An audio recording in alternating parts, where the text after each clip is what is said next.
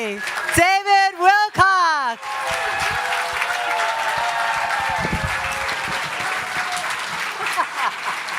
All right.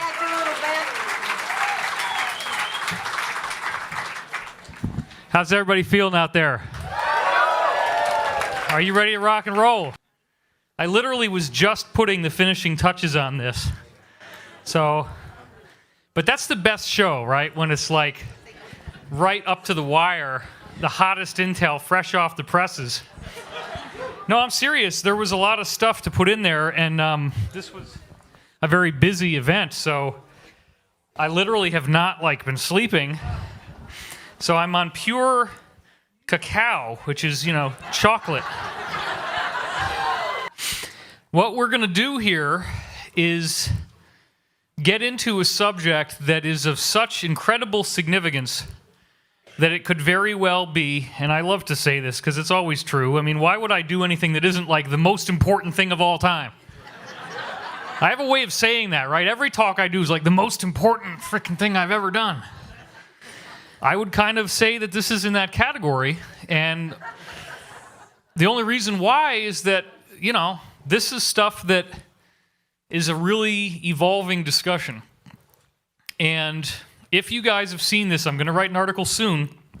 I didn't have time to get this into the show, but I've been saying it throughout time here. Let me get this slideshow playing. Okay, you guys should have a video feed now. Let's see if magic starts to occur. I don't know if the projector's actually even running yet. You might need to hit the warm-up button or something. Anyway, the point is, this Pizzagate stuff is not just something that's on the internet that's being talked about by millennials who don't know any better. It is actually a very real... I want to turn off my flux guy here so we don't have the color wrong. So, look, we've got an FBI insider, and this is an amazing thing. I've gotten cross briefings on this from 4 different places now. And I've said this before. You probably have heard me say this before, but in case you haven't, I'm going to do it again. And that is that we now have absolute confirmation from 4 different sources on the inside that 47 top-level Washington, D.C. pedophile prosecutions are going to be filed next week. It's backwards, guys. Can y'all read backwards? I don't know. I think we might have a technical glitch. It looks good to you back there, but it doesn't look good to everybody else. I'm just going to clue you in. At least we got something. Warts and all, the David Wilcock Show. How amazing is that shit? Now look, I don't support what these people are doing at all. This is a very, very horrible thing. But as you all know, I've said this so many times, it's if you throw up, you'll feel better.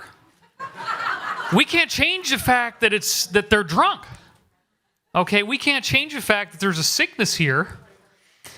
This is not something that we do on our own, per se, but it is something that must be dealt with when it is coming to our attention, and so we don't go anywhere by being in denial. But one of the really great people who have been covering this is a guy who worked for the Huffington Post, and he published a very popular video from InfoWars on Huffington Post that was questioning Hillary's health. Because remember she was having those seizures and stuff? And they fired him from Huffington Post, and they deleted every article he'd ever written just for publishing this thing on Hillary. His name's David Seaman. And he's awesome. Okay, some of you know who he is. Well, I guess I can say this now. I sought him out, and I actually was able to make contact with him because he lives in Boulder, Colorado. And I gave him an enormous briefing, 4-hour briefing over dinner. And the guy's just like, I mean, it was crazy. Oh, okay, well, got to run before you can fly. I think we're kind of halfway there now. Desktop rear, ceiling front. Oh, boom! Oh, shit. Yeah. It's happening. Uh-oh. Please God.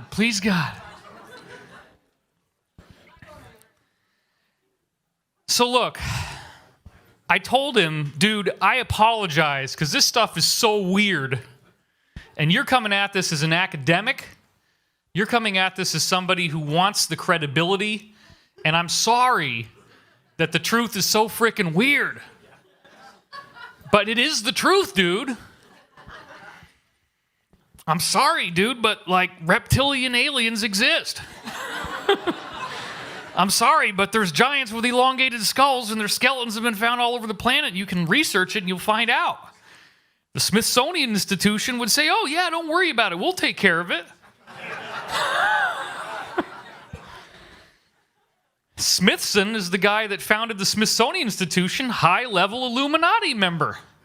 33rd degree Mason, Smithson, yeah, Smithsonian. It's his organization. They were going around and they were grabbing these skeletons, and according to one of my highest level insiders, that's me. According to one of my highest level insiders, in the beginning they were literally taking these skeletons and dumping them out into the ocean because they didn't want anything to ever be found. So they weren't necessarily storing them. Then at a certain point, they realized, okay, we need to hold on to this stuff because this is our heritage. Now, what does that mean?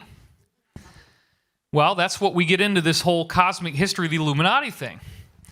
It's very interesting. One of the titles that I've been tossing around for the Endgame Part 3 is Illuminati Beginnings and Endings. Because it's very interesting that this... Okay, look, come on. If you've spent any time looking into Pizzagate, you know that it's not just about disgusting sexual practices. It's about a frickin' cult that does this because they have weird occult ceremonies in which they think that Lucifer is the good guy. Now, why do they think that? Because the God of the Bible created Noah's flood to cleanse the earth of whoever was here before and create what they call the Adam, which is us. We are the Adam. We are a race genetically created and seeded here, and we were given dominion of the earth. Oh my God, David, you're talking about the Bible. Judeo-Christian nonsense, mind wash, brain control. Look, I'm going to quote now from one of my really funny insiders, this guy that we call Bruce. It doesn't matter whether you believe it's true or not. This is what they believe, and it's serious as a heart attack. Okay? So these people are really into the Bible. They really take this stuff in the Bible seriously, and we're going to see some of the hidden quotes that you don't usually find out about in what's called the Book of Enoch. So, I wanted to mention this again really briefly. This is my job, okay? I forgot that was in there. Shit. There's a Gaia booth around the corner, and I said this with Corey. We are hiring, and the positions are enormous in scope. And I went through all of them the other night, so I'm not going to do this again, but it's everything you can imagine. And if you have any inkling of something that you might like to do, you can go over by where the Gaia booth is. It's next to the stairs. All these positions will be listed as availabilities, and you can check that out. So we'll keep that short this time. When Corey Good comes into my life, in October 2014, that's when I started to get all these briefings. It was soon followed early in 2015 after he revealed all this stuff about the secret space program to me, which most of you already know, and we're going to cover some of it again. I did a wonderful thing last night. How many of you saw it last night? Okay, did you like it? All right. I thought that was a pretty bomb-ass talk. Thank you very much. That's what I kept hearing. Everybody's like, oh my God, oh my God, oh my God. Yeah, I know. The truth is amazing. It's embarrassing to try to explain to somebody like David Seaman, who's totally new to it. It's like, well, yeah, okay, well, the military-industrial complex has 100 mining colonies throughout our solar system and many others, and they're working with over 900 different types of aliens, and you got to kind of do the 10% rule. You give people a little bit, see if they can handle it, and then give them 10% more, 10% more. Don't just do a big freaking cosmic download without taking a breath. It's probably not going to work. Oh, I can do it. So we have these beings show up, and we don't really know who they are. They show up only for the first time after they used Corey as their messenger. And Corey had just come forward with his real name as a result of circumstances outside of his control. And they immediately sound like the Law of One material. They have the bird-like appearance, and Ra in the Law of One says that that the hawk is their totem, it's their symbol. So right away, I'm thinking, okay, there's something going on here with the Law of One. And the first question that was asked by the Secret Space Program Alliance, the people that are now trying to declassify all this amazing high technology we talked about last night, that almost all of you seem to have seen it, so I don't need to repeat myself. And also, if you're watching the streaming, people get mad if you say any information twice. That's not new information. Okay. So we're just going to partition this up. So assume now that this is like a series, and this is part 1, tonight's part 2, Monday night's part 3. If you have the streaming, you can see it all. So these beings showed up only because Corey and I start talking, and they sound an awful lot like the beings described in the Law of One. And then, sure enough, we have William Henry come along later on, who sadly was not able to be with us this weekend because his wife has ended up in the hospital. It's very sad. But he points out, oh my God, here in Egypt they have avian-headed humanoids that are blue. Like Horus right here. Some of them still have the paint on it where it's still blue. So these beings are nothing new, and we didn't know this. That's the point. We put this intel out without realizing that Horus was blue. We put this intel out without realizing that Japan had what they call Tengu birdmen of the mountains that are blue, avian humanoids. Okay? And this is only something I found out because of some research I did for Ancient Aliens. And then I was looking through things, and sure enough, I found out, okay, Tengu birdmen. I look up what they look like, boom, blue avians. And this is a Tengu birdman statue in Japan. So you can see these beings were down there in physical form, and now they have statues made out of them. And then this one's kind of hard to see. But once again, if you look carefully at the head, this is a bird-like head on a human body. So it definitely appears that these beings from time to time will contact groups that are receptive to their message and will actually get that message across to us in ways that are very provocative, because they showed up in these huge spheres. And all of this seems to tie back with my journey and how I ended up getting involved in all this, because the first book I ever read was something that my grandmother gave me when I was 5 years old. And she's a fundamentalist Christian. And I said this last year, but it's worth repeating because it's so cool. It was called Strange Stories, Amazing Facts from Reader's Digest. And I couldn't even read. I was 5 years old, and it's an adult book. So I kind of used it like a picture book, and I'd flip to the back, and there was this chapter called Enigma of the UFO, and it had these really cool pictures of flying saucers, which I'd never heard of before, except that I was seeing them in dreams. Most of the time, I'd see cylinder-shaped objects. And then I'm seeing these things that I'd only ever heard about in my dreams in a book. And I'm like, what the hell is that doing in there? It was amazing.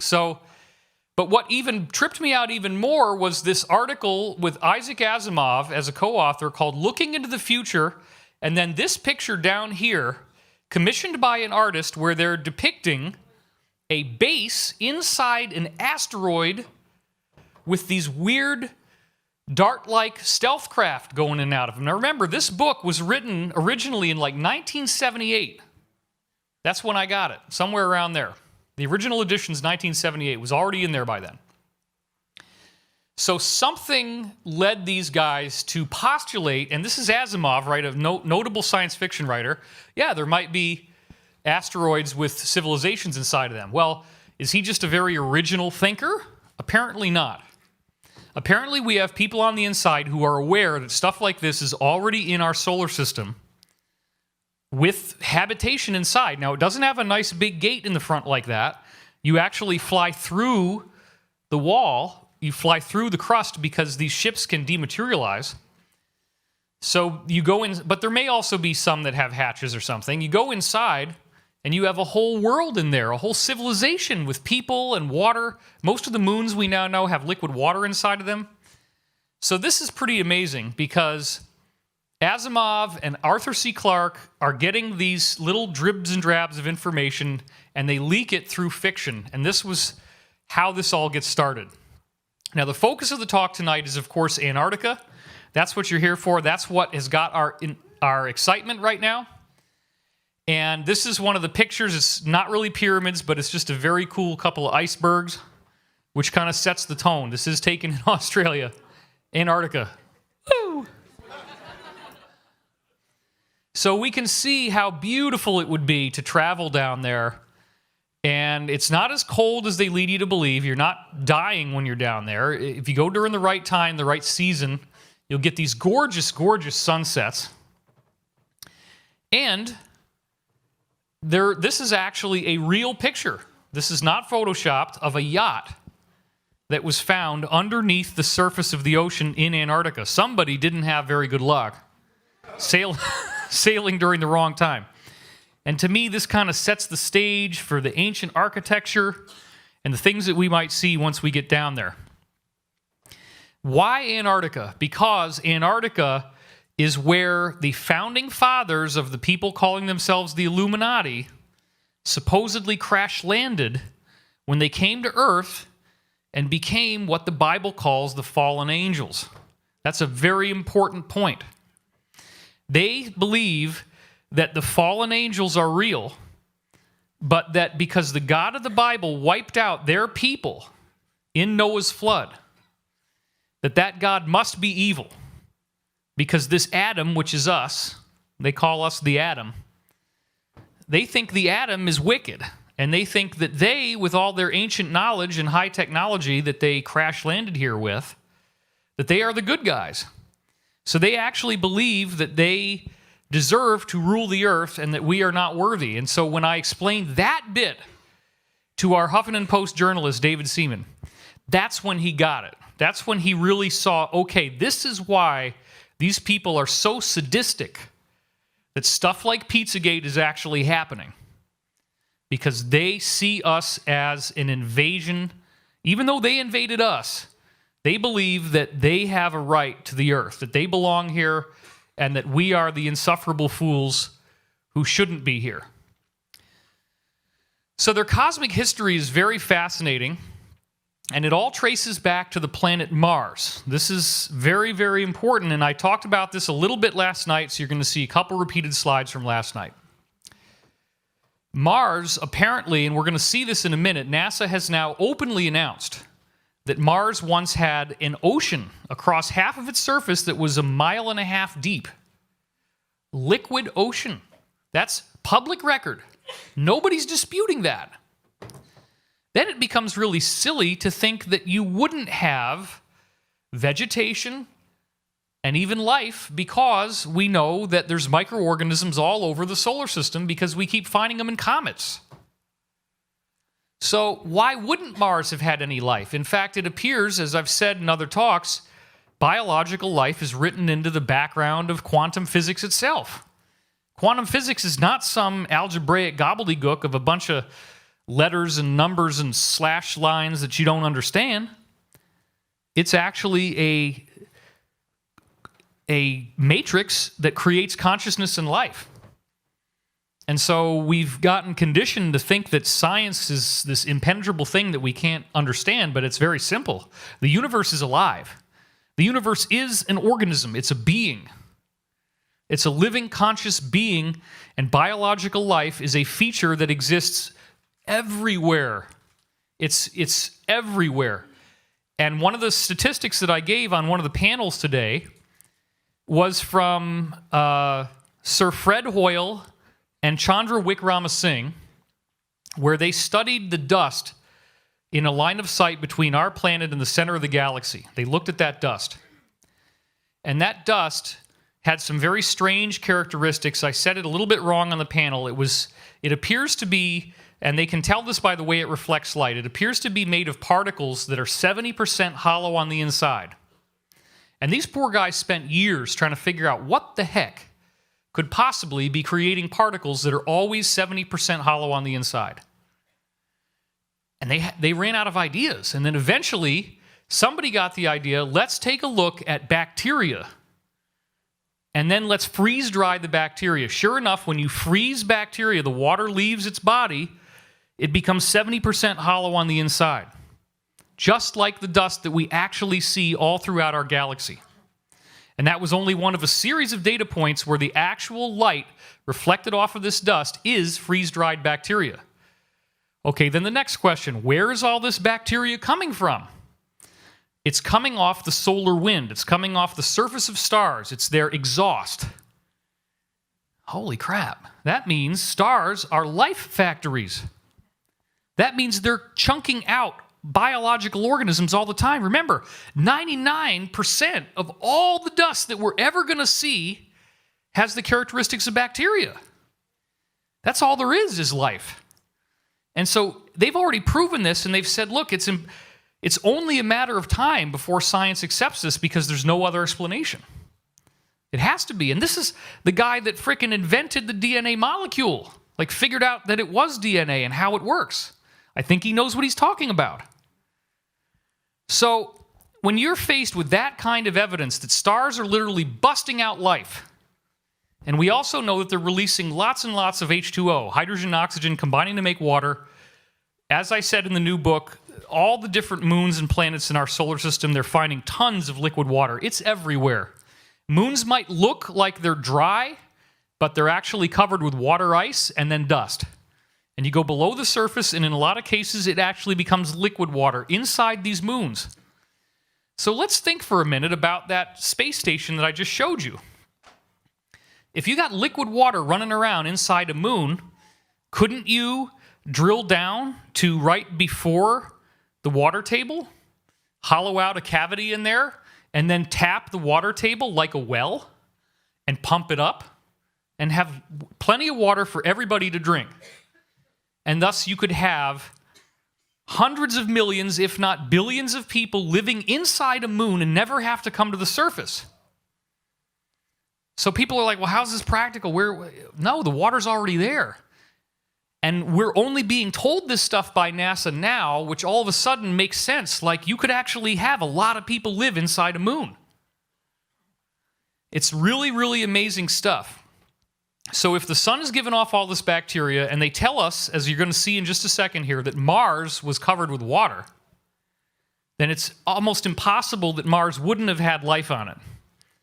And maybe that's also complex life. So the story is that there was a human civilization on Mars, and we are, to some degree or another, related to them. Indirectly related to them. This is something I found out from Richard C. Hoagland's book that I read in 1993, The Monuments of Mars. This is what it looked like when I got it. Pivotal event in my awakening.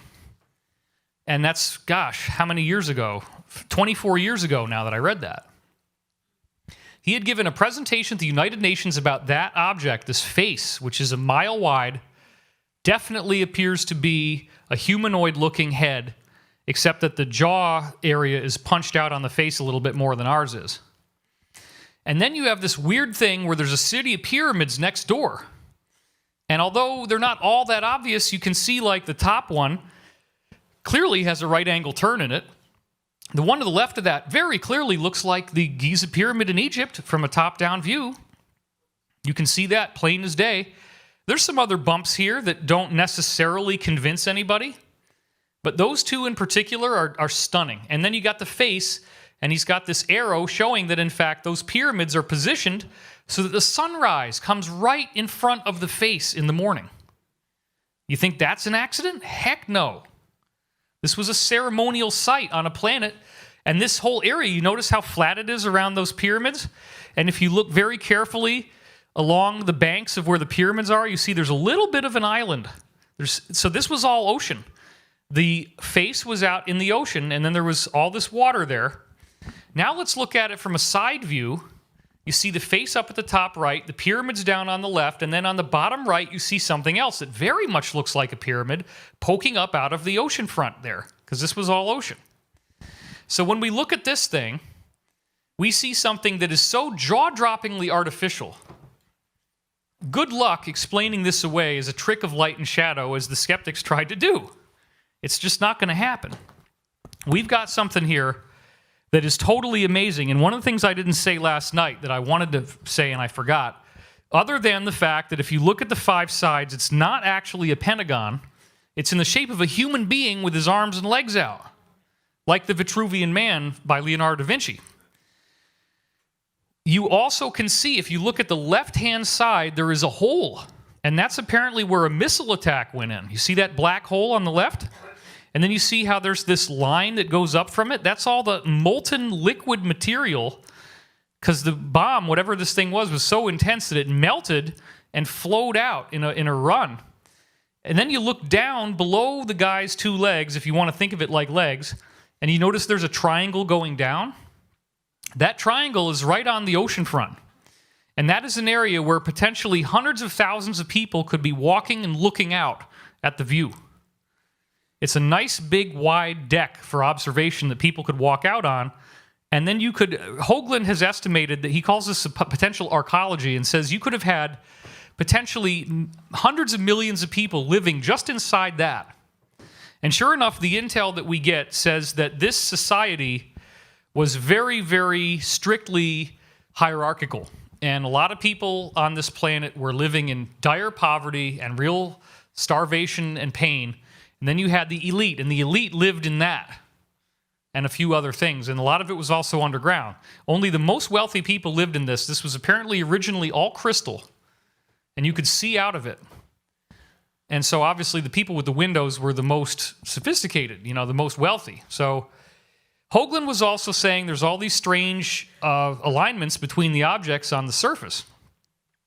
But he never really got into who these people were, or where they went, or how it relates to life on Earth. But then I did a talk with him when I first moved out here to Los Angeles, and it was at Joshua Tree, at the center where they now do Contact in the Desert, which I'm going to be speaking at again this year. I highly recommend it. Yeah. One person clap. Oh, yeah, I got a fan. Let me turn that sucker on. Aren't you jealous now? Let me turn it towards you guys. That might help. So, make sure I get some of this too. The vagina is kind of getting in the way, so I got to move it a little bit. Did I just say that out loud? Oh, I'm sorry.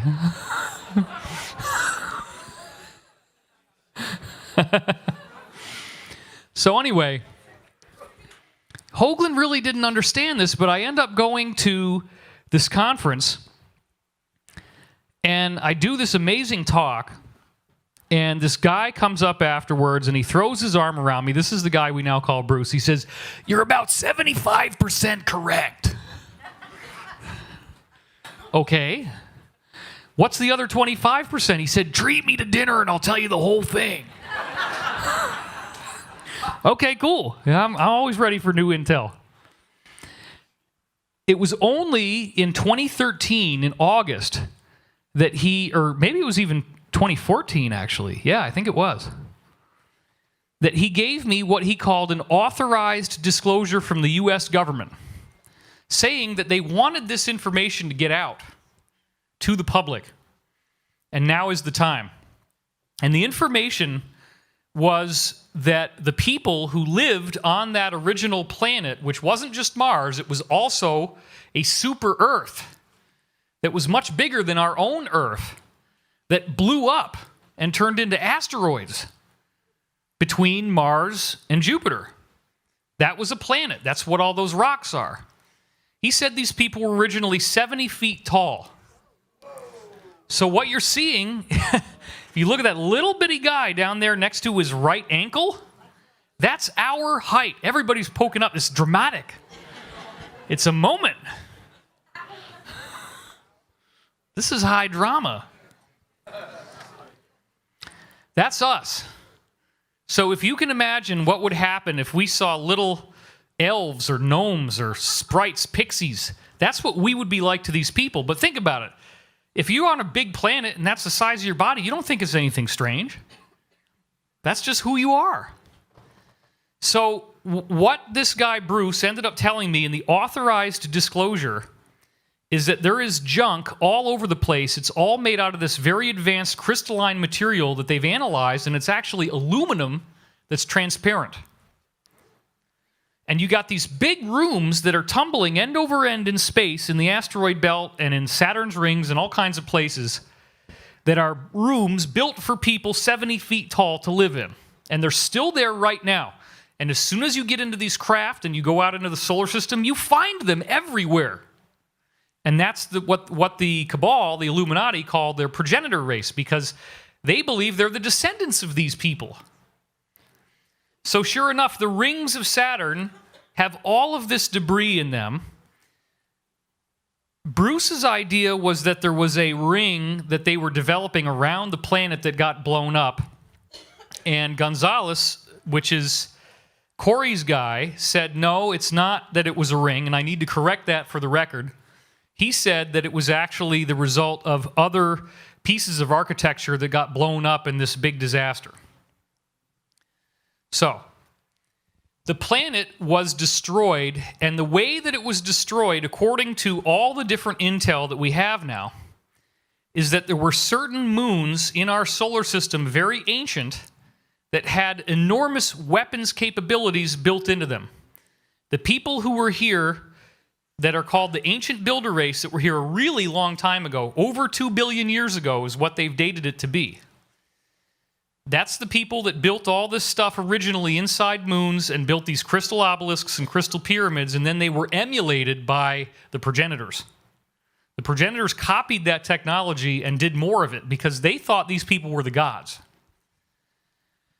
So the original stuff had these moons with huge cities inside of them, all the water you could ever need to drink, and a gigantic weapons capability that can literally blow up a planet. That's how powerful it is, because some of the invasions of other alien races are literally going to be planet-sized craft that you need to blow the hell out of the sky.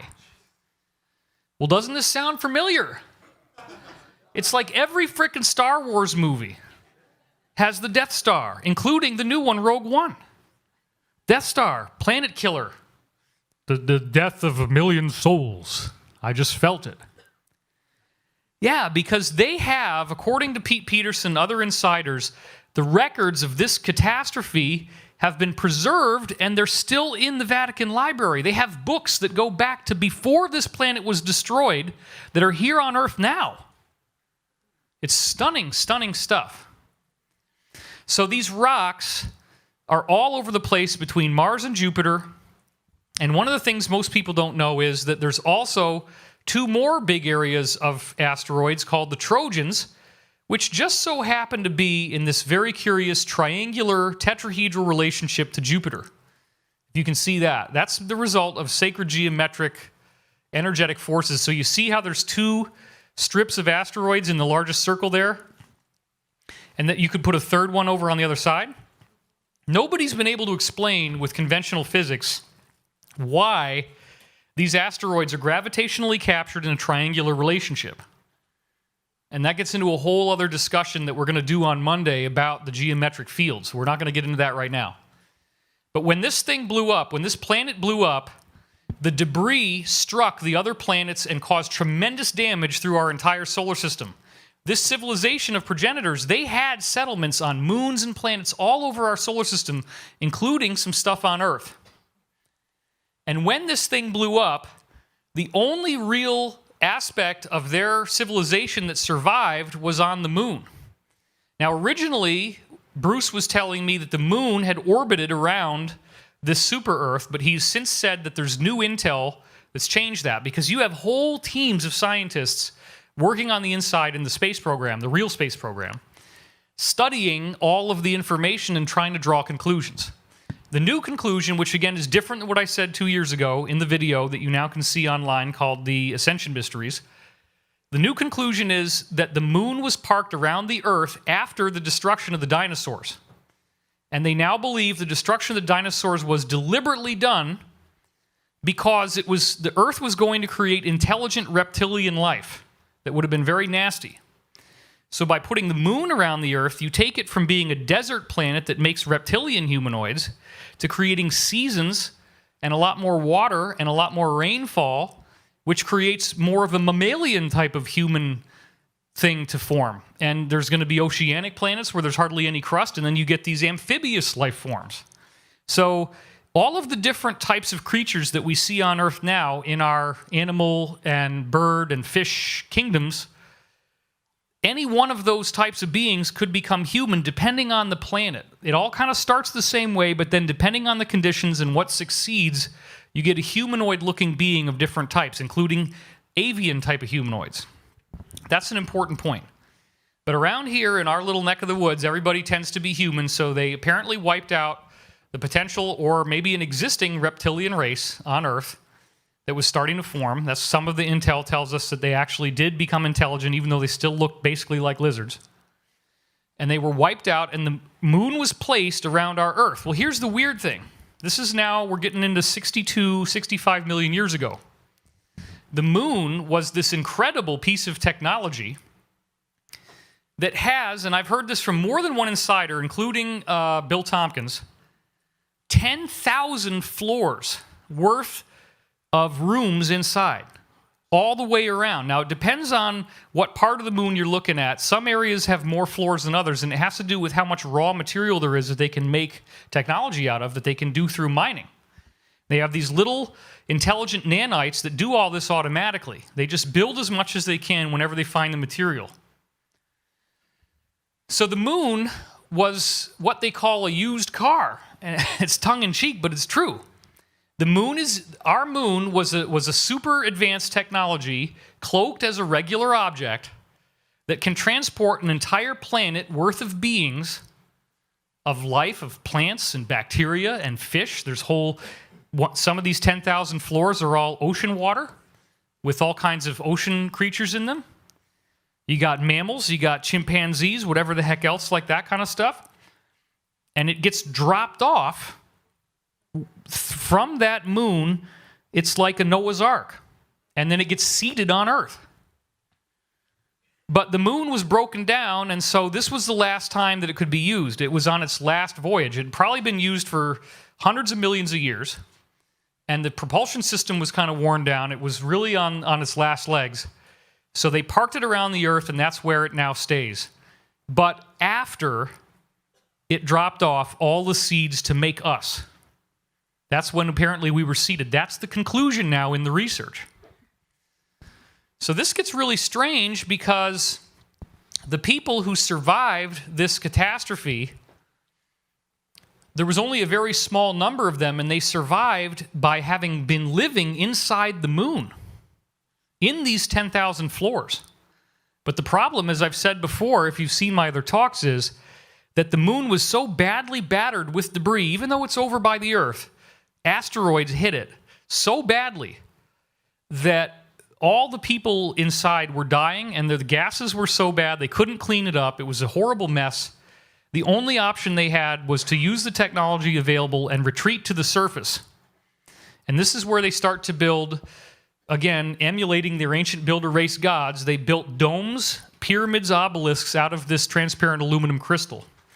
Now they can pressurize it and see the stars and see the sun and have sunlight, but still have breathable air and mine the water from the moon that's already there and be able to live on the surface. But they couldn't go back inside because it was a death trap. So we now have the scientific proof of this asteroid belt blowing up with Dr. Tom von Flandern, who created the exploded planet hypothesis. He's no longer with us, but Richard C. Hoagland was all big into his research, and he comes out with multiple points proving that, in fact, the asteroids started as a planet. The comets are actually the frozen oceans that got shot off into space and froze into what they call now dirty snowballs that have organic material in them. Yeah, because they were the ocean. The insider, Bruce, told me there was a classified program called Brilliant Pebbles where they analyzed all the asteroids, classified level now, much more advanced than what von Flandern did, and concluded, yes, it was once a planet. Here's the mantle, here's the crust, here's the core, and they traced everything back. So when I spoke to Corey, one of the things I said was, you know anything about Brilliant Pebbles? He goes, oh my God, how'd you know that? And then he proceeds to tell me what I already knew that it was. I'd never put that online. That's one of so many examples of things that Corey already knew that nobody else had said. So then as I'm putting this talk together, I'm thinking about that Arthur C. Clarke film, 2010. Oh, wait a minute. What happens at the end of 2010?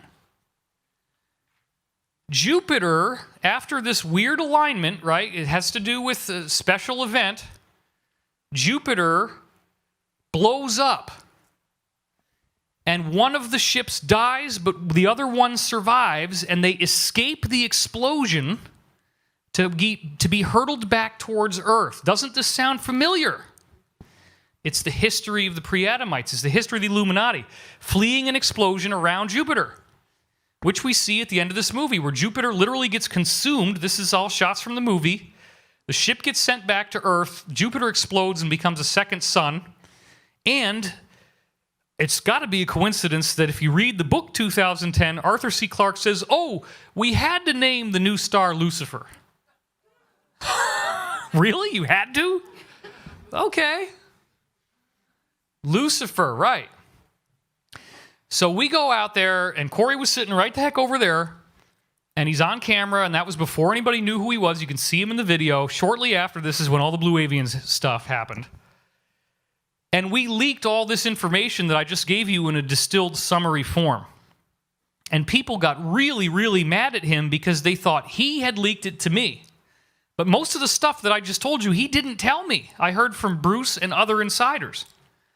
He actually got tortured because of this. Corey got tortured because they thought he'd told me this, and some of the stuff that I was leaking, he'd never been on a need-to-know basis about. He didn't even know it.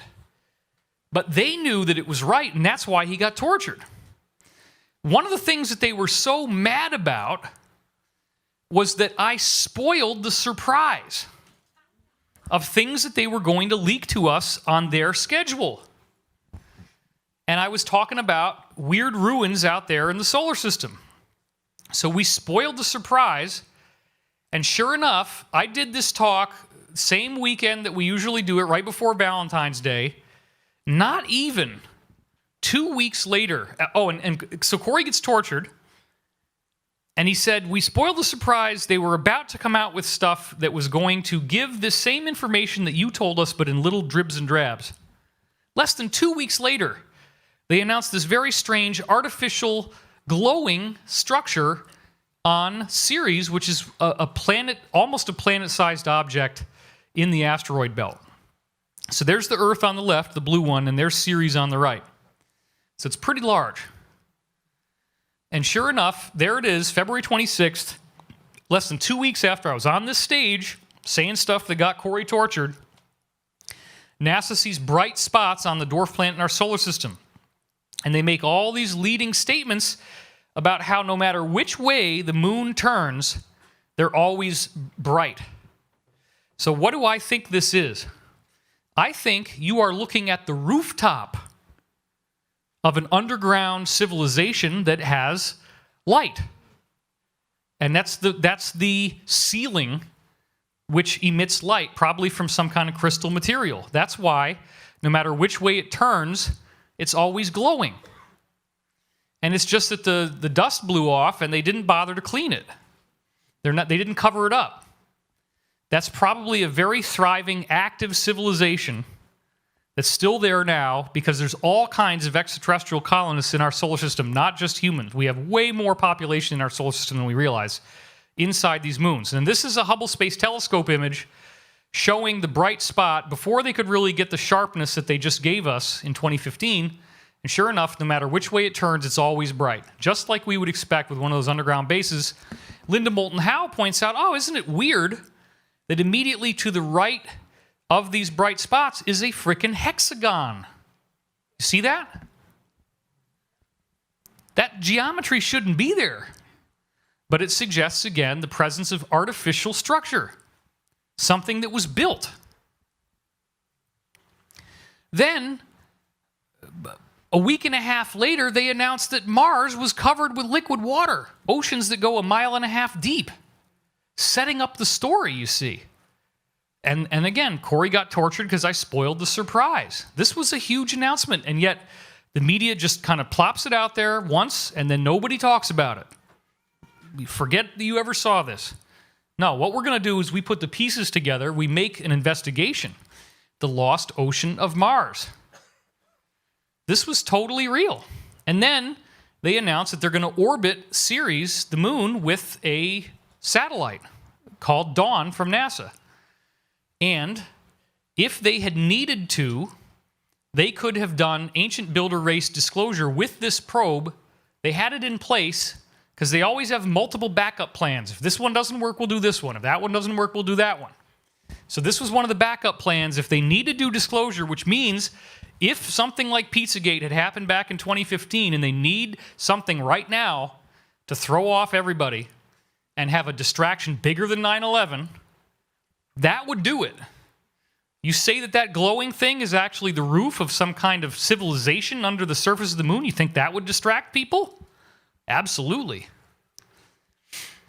Now, shortly, actually it was the year before, right after, so 2015 is when I gave the talk. I get the authorized U.S. government disclosure in August 2014, and then 2 months later, on October 1st, 2014, scientific journals reveal that the moon has a big, gigantic frickin' square on it, which is not at all what you would expect to see if it was natural. This is very strongly suggesting artificial. So if you look at the right, you see the shape of the square in that blue line around the moon.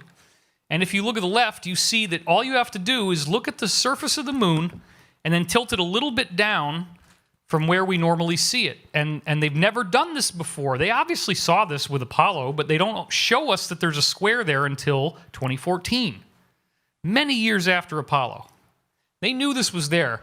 But what are they doing? They're preparing us for this huge announcement that the moon is a big, giant spaceship.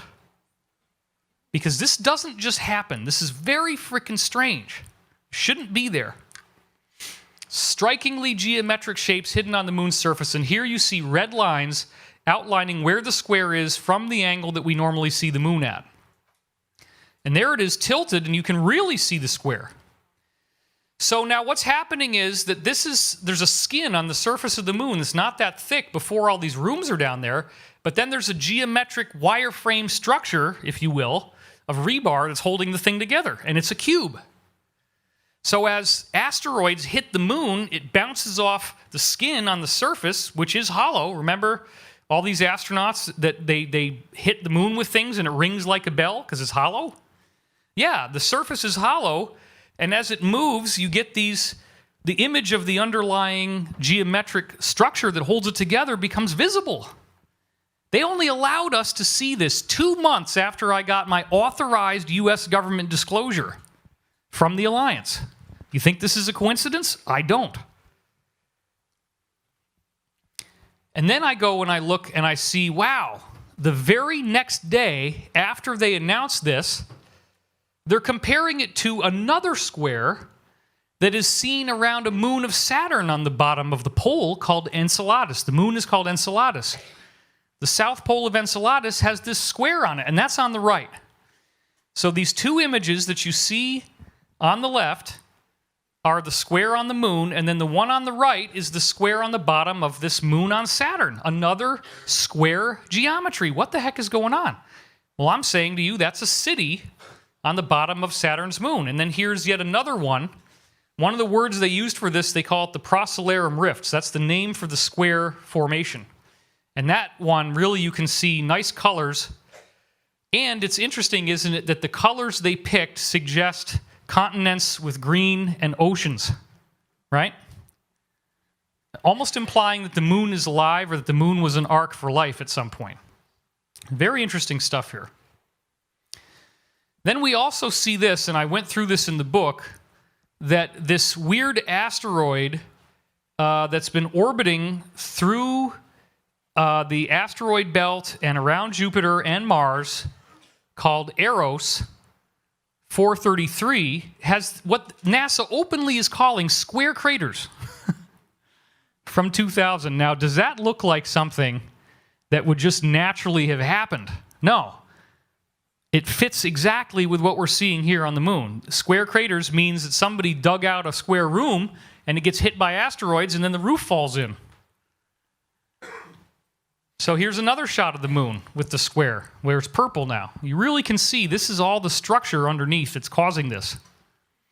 Now, this is something that I had talked about last night, but I wanted to go through it again because when the Russians flew over the moon in 1965, they took a series of images, and one of the images they took had this little guy down on the bottom right. Now, the thing on the left, that circle, that's not anything significant. That's just part of the space probe.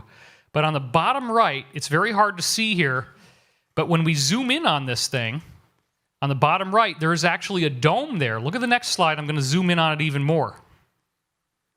That is about a mile or a mile and a half, maybe more, above the surface of the moon.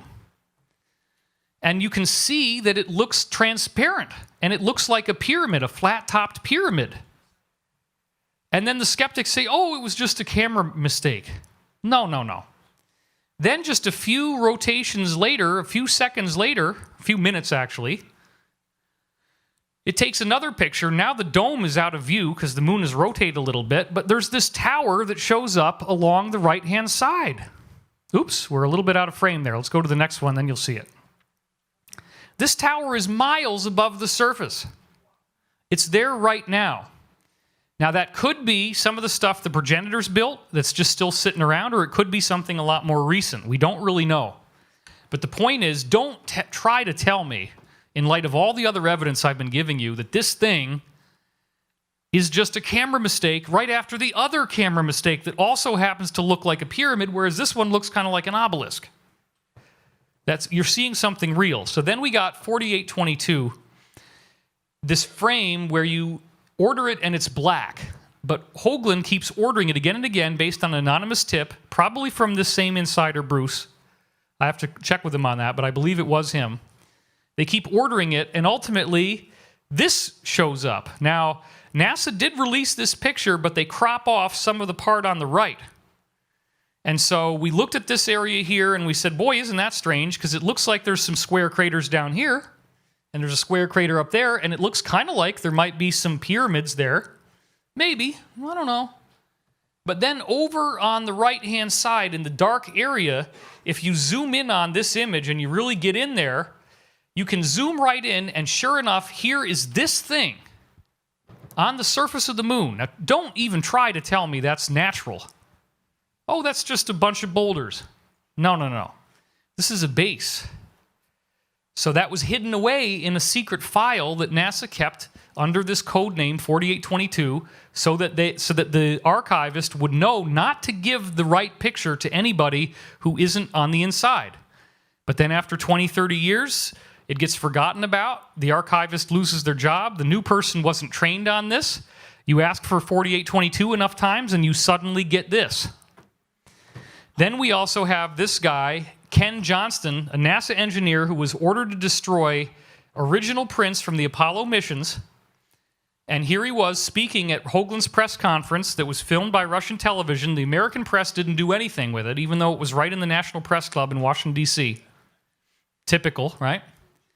And what he saw was that the official NASA photo of this particular area, which is still framed 4822, the same area that we were looking at, that had that weird square crater and that weird base that you just saw, also has this.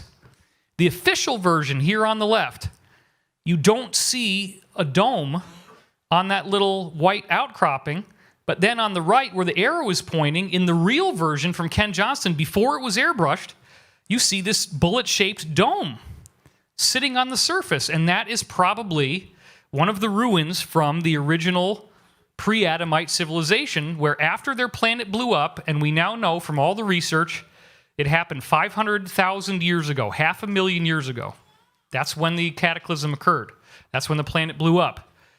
They survived by migrating to the surface of the moon and building these structures, which again, this is not sci-fi, folks. I'm showing you data that you can check for yourself. Data that's been certified by people with PhDs and scientific backgrounds.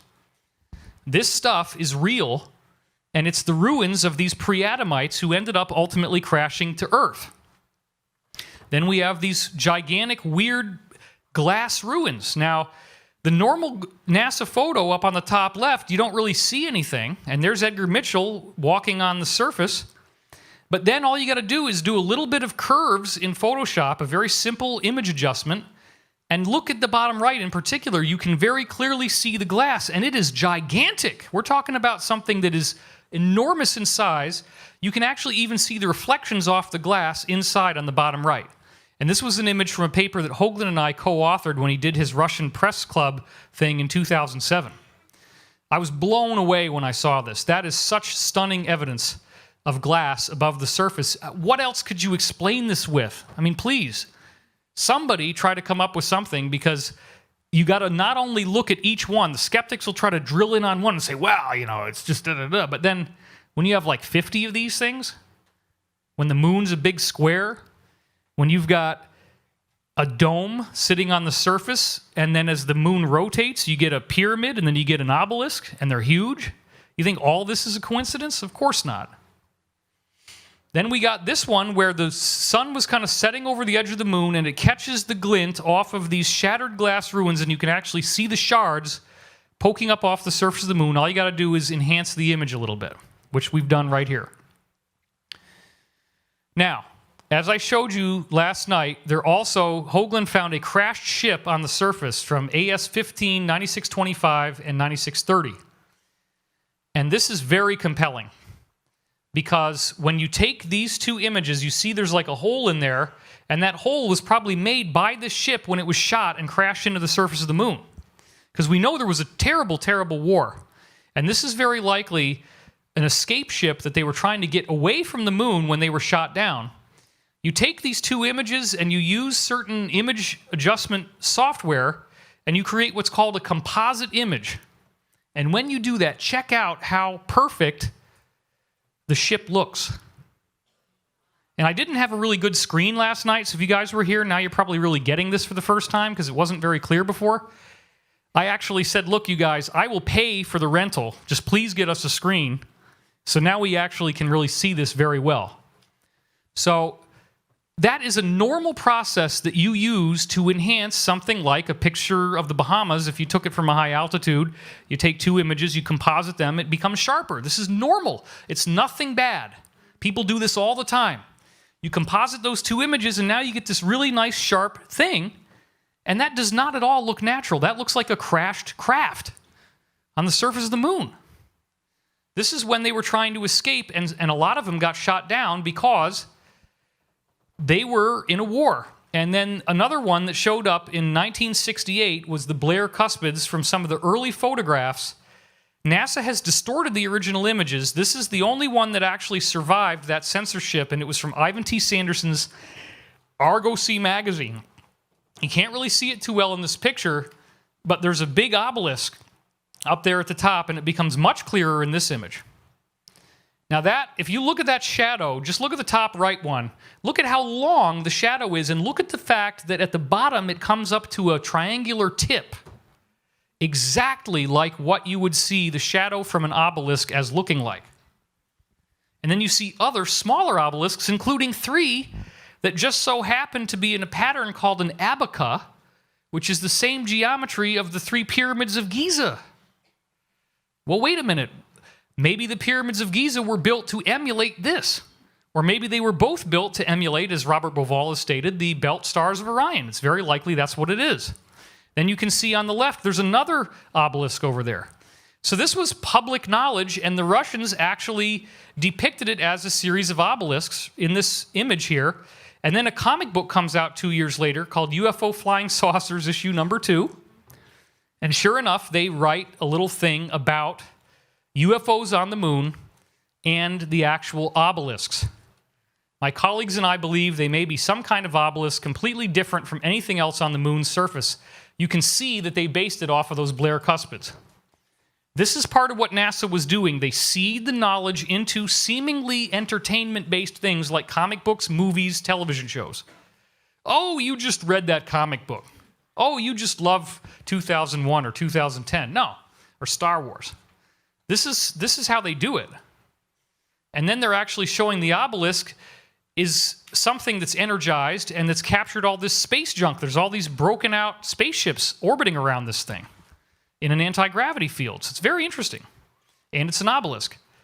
Then, as I talked about last night, 1958, all the way back then, they already knew there was a face on Mars. Jack Kirby's comic book had an article in it called The Face on Mars. Looks the same as what I showed you earlier.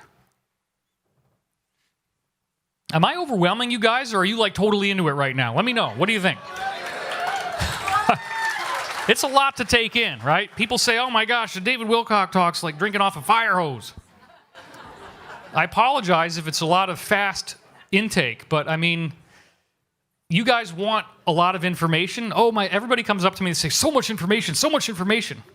Well, yeah, that's because I freaking sprint through 2 hours in order to get through all this stuff. But you're loving it, so let's keep going. This is another one of the Ken Johnston images suppressed by NASA. And there's some really strange things where the arrows are pointing. There's some fuzzy stuff that looks like it's probably glass. Like you see that there's kind of this opacity to the area in the middle. There's some translucence there. It's not totally black. That could actually be some transparent glass. But the really amazing thing is what we see over on the left. Look at that. It's a shard of one of the beams that actually fell over, and you can now see it resting along the side of the mountain. That's pretty freaking amazing. A bent structural support, several thousand feet long. This is another image that appears to have come from the moon, and I haven't been able to actually track exactly where this was, but this supposedly is one of the broken foundations of buildings that was on the moon before it got all wiped out. So these pre-Adamites, after they blew up their planet, they survived for approximately 445,000 years on the moon. This is the latest, greatest intel. And so approximately 55,000 years ago, they got attacked by, guess who? The reptilians, the Draco. They had a terrible war with the reptilians. That's how these ships ended up getting blown up. That's how the domes, that's how the glass got broken. Their ships were getting shot down. Only a very small number of them actually survived. Now, they started out, as I said before, 70 feet tall. But because the moon was so much smaller, they'd actually gotten a lot shorter over time. But they were still giants compared to us, anywhere up to 12 to 14 feet tall. They are badly, badly wounded. They only have a few ships left, and they crash landed on Earth with those ships, which were gigantic in size, as we're going to see in a minute. And the stories of their landing here were told in a book that should have been in the Bible, but the early Roman Empire said, there ain't no way we're putting this in the Bible because this is our story, and we're going to be exposed if we put this in there. So they removed it, but it's as old as Genesis, and Jesus quotes from it. So he clearly took it seriously. So the Book of Enoch was discovered only in 1773 in Ethiopia. Translated, we didn't even get to read it until 1821. Then they find out, wow, Jesus is actually quoting chapter and verse out of this book in the New Testament. And then chapters 1 through 36 are called the Book of the Watchers, and that's where the really interesting stuff says. It says to happen, and Enoch is actually Noah's grandfather. So these people on the inside believe that Enoch is real and Noah is real. These are real people. And these were real events. Noah's flood is the Atlantean flood, and it's older than we think. It was 12,500 years ago. So in the book of Enoch, Enoch is basically working with these benevolent extraterrestrials, which very likely were the blue avians, same beings, and he's working with them and he asks them if they will spare the lives of these people called the Watchers. Now, the book says there was 200 of these Watchers. I don't really think that's true. The data suggests there were a lot more. But there were a small number of these people that survived. They crashed here, and according to the new intel, they immediately set up cloning facilities and built lots of bodies for themselves so they could spread across the earth. And they crashed here 55,000 years ago. That's when this all started. So, the book of Enoch goes on to say that the fallen angels created great giants whose height was 3,000 ells, Enoch 7:3. An ell appears to be the distance between the elbow, hence L, and the tip of the middle finger, or a cubit, it's also called. And it's probably not really accurate because 3,000 ells, based on that, would be like 450 feet tall. Okay, so it's likely an exaggeration, but they were large. Of course, we know they were large. This is probably something that was greatly mythologized by the point this book was written. It says in Enoch 7:5-6 that the giants began eating people on earth. They were cannibals to the humans that were supposed to be here. They begged God for forgiveness. Enoch was used as their middleman. That's 13:4. And they got turned down. And as a result of this, the biblical Atlantean flood, the Noah's flood, was created to cleanse them from the earth. And they believe this is actual history. And in the Ascension Mysteries, I trace out all the different things that lead to this conclusion. Noah, the great-grandson of Enoch, became the guy who preserved the animals and plants and people, one of each species, right, so that we would survive through the flood.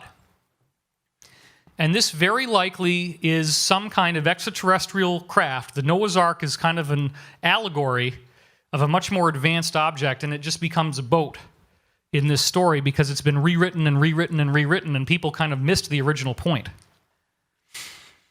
So these pre-Adamites, this is what they looked like based on Corey Good's intel. These are the people who were deemed to be the wicked, the giants with the elongated skulls, where the flood largely wiped them out, but not completely. Surviving remnants of their population lasted through the flood, even though they were in much smaller numbers than the humans that were then seated here as the Adam. And those humans had already been here before, but then they were built to inherit the earth. So the Bible's a little bit off on that too. But the point is, these beings were not completely destroyed. When they survived in Europe and Asia, they eventually made their way into the Egyptian pharaohs, as I talk about in Ascension Mysteries. And when they first landed here, before all this crazy stuff happened, this is an important point that we get from the new briefings. They knew that the continent we now call Antarctica had ancient builder race ruins below the surface. It's a very important point. Ancient stuff, 1.6 billion years old is how old they estimate that it was. So their ships were badly damaged, and they landed where they could then tear apart the ships, use the parts that were inside them, use the power systems, and set up their own little enclave because they were badly damaged. So then they colonized those underground bases built by the ancient builders. There were other places they could have landed that would have had better land and better water and better game, but they went to Antarctica because at that time it was tropical. The Earth had not shifted on its axis yet. It was a nice place to be because of the underground stuff that they were able to get into. That's where they started up all this cloning and all this crazy stuff. So now here we are. Oh, people are like, oh, don't show me his face. Why in God's name did John Kerry go to Antarctica on election day? Literally, I'm not kidding. This is a picture of him traveling with the military on the day of the election. Like maybe he's worried that the election isn't going to turn out in a way that's good for Pizzagate people. Not saying that he is, but it's probably going to be. He wants to go see it while he's still got the chance, in case Hillary loses. Here he is in Antarctica. Notice that he's not wearing gloves and a hat. It's warm enough down there that you can sail around and be comfortable. That's him in Antarctica. Why was he there? Because recently, as in within the last 30 years, according to some of my insiders, they found new ruins under the ice that are very advanced of these original ancient builders that crash landed there. And here is Buzz Aldrin. And there he is in the middle with his shirt that says, one of them says, "Get your ass to Mars." That's the one the woman is wearing. She's got the red bag. Her shirt says, "Get your ass to Mars." The other one says something similar. Destination Mars. Thank you. I can't really read it from here. Notice that they're on a Russian plane. You can't even charter an American plane in Antarctica. You had to go through Russia. And here it is right there on ABC, breaking news. Buzz Aldrin had to be evacuated from Antarctica. 86-year-old fell ill while visiting the South Pole. We didn't know why. And you're going to find out later, teaser. You're going to find out why he had to be taken out. It's amazing. Wait till you hear that bit. And there he is. It is actually true. If you watch the film Total Recall, Arnold actually does say at one point, "Get your ass to Mars." And it's such a weird, stupid one-liner that it became a shirt. Now, why? Think about this for a moment, folks. Buzz Aldrin, 33rd degree Mason, goes to Antarctica, advertising "Get your ass to Mars" on his shirt in all of the pictures. What's the relationship between Mars and Antarctica? Well, they know. That's what I'm trying to tell you. This is not accidental. This is on purpose. And notice that Mars is embedded inside what? The NASA logo. Whoa. They know what they're going to tell us over time, and they have to hide it out in the open, right? They have to tell you what they're doing. This is what they're doing. Antarctica and Mars are connected. Antarctica is where the survivors from Mars finally ended up before they became what we now call the Illuminati. Those people crash landed here 55,000 years ago. For 5,000 years, they built a huge civilization in what we now call the Sahara Desert. It became very technological. They spread out across the earth. They set up kingdoms in every continent, every country of the time. They were the leaders, the rulers. They had much bigger brains, much higher IQs, much better technology, and they subjugated the planet. And there was a catastrophe 50,000 years ago that wiped them out. And then they bounce back. And another catastrophe happens 25,000 years ago, wipes them out again. Then the third one was the one we associate with Atlantis. So that's how this works, and it's totally described in the Edgar Cayce readings. And there's so many things the Edgar Cayce readings has in common with this, it can't be an accident. So Corey gets this incredible body of information. He wasn't telling me what it was. He just said it's something about Antarctica, but I can't release it. And I mean, we knew there was ruins down there, but I didn't know that these excavations were so active and new. And then finally, I get a briefing, and he can tell me, and this happens right before we're about to go for a Gaiam taping. And so we make it into episodes, and then we also integrated it into what became Endgame Part 1 and 2. Part 1, I go into Pizzagate. Part 2, I go into Antarctica. But not with all the rest of the stuff I'm going to tell you today. So if you've read Endgame 2, that will really help, because I'm not going to go through all this again. I'm just going to repeat myself. But the point is, we start to release this information that they found these ruins in Antarctica, that the ruins were technologically advanced, that they found some very cool stuff there. And then we start to hear that there's a plan to release this, and this is actually part of what the Alliance wants to do. Now, I don't want to diss the Alliance. I think it's awesome that they've stood up against the Cabal, and they're bringing the Cabal down, and they want to give us disclosure. But they're also saying this is the only responsible way to do disclosure, because if you do it too fast, people will freak out. That's the excuse. The reality is that if we got full disclosure with the data dumps, all the data that there is, then the vast majority of everybody in the Alliance has got unspeakable crimes associated with them, because heroes can turn. You could have somebody working for Hitler in Nazi Germany who then becomes a defector and comes to the U.S. in this case. If you want to think of Hitler as bad, U.S. is good, even though ultimately, as I've said, the Cabal seems to have been controlling both sides of World War II, and there's some really good data on that. Some people are going to be shocked when I say that, but not you guys. You're like, yeah, okay. U.S. Nazis, same thing. Right, got it. No big deal. Nobody's like, I don't see any faces doing that.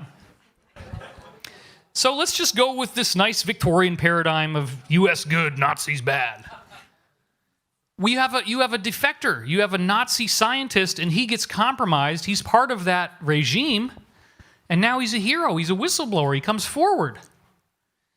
So please, if you are aware that this stuff starts to happen and this video ends up going all over the internet, let's try to give these people some amnesty, for God's sake. If they are in the alliance and they're risking their lives to save our butts, they deserve a second chance because they are now heroes. Can I get an amen on that? All right. We have to be able to practice the forgiveness that the ancient teachings of all major religions tell us we should be doing. We have to be able to see that these people are not lizards and they're not monsters and they're not creatures. They're human beings who might have gotten stuck in something really bad. Some of the stuff that Corey Good was involved in was really bad. He's admitted it on our show. But he's a hero because he came forward. There's other insiders that have come forward. But the Alliance has pushed this thing out because, and this is the real story, they all want to die before the stuff would come out that would cause us to judge them. They want to die a natural death. They want to live out their life. And I understand that up to a point. I do understand why they would want to push this thing out 50 years, maybe even 100 years. And drib and drab it out, okay? But here's the thing. Our planet does not have that time. What the hell did we just hear about Fukushima? Right? It's frickin' 560 whatever sieverts per hour, which means that the robots would break down in 2 hours. A human being exposed to it for a flash is instantaneously dead. We have technology that can dial out that radiation like nothing ever happened. It's already there. That's known. The good old insider Henry Deacon told me that people that go into space, they have a little pill that you can take, and once you've taken this pill, you're essentially immune to radiation. You can get a massive dose and nothing happens to you.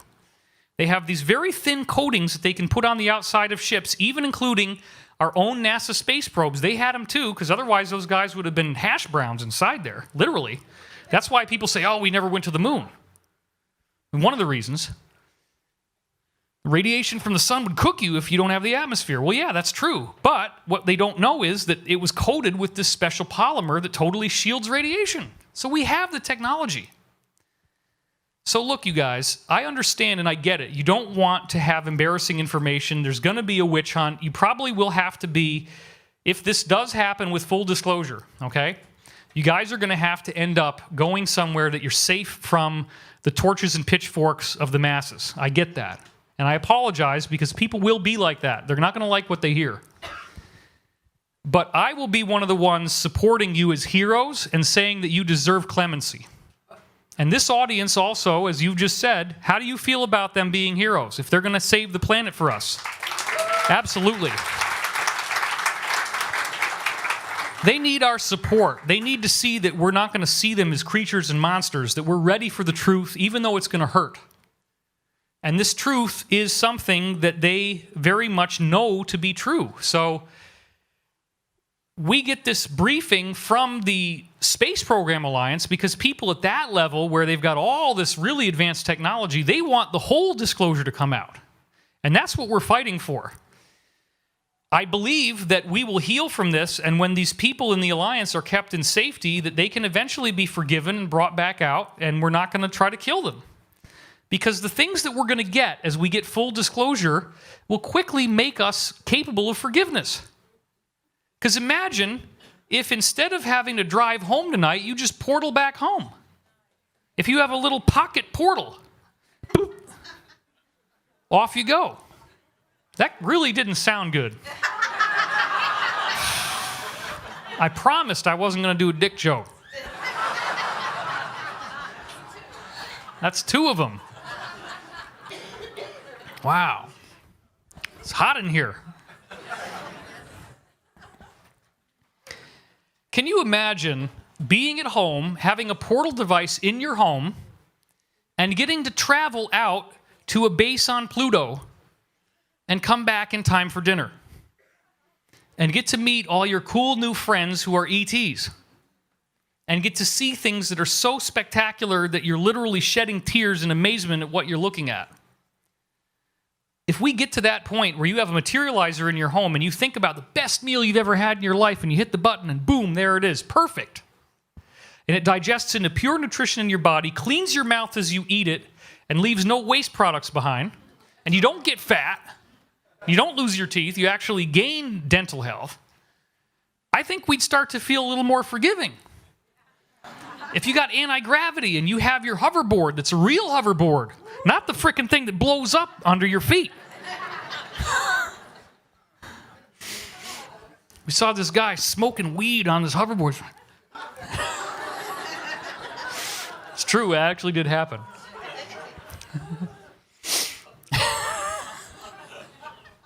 Gotta have fun with this, right? It's really hot in here, so we'll try not to touch my nose. Remember the other videos where I'm always doing this all the time? It itches, but I'm not touching it.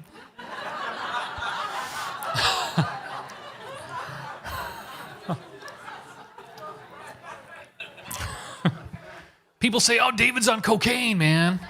Frickin' did lines. That's why he talks so fast. No.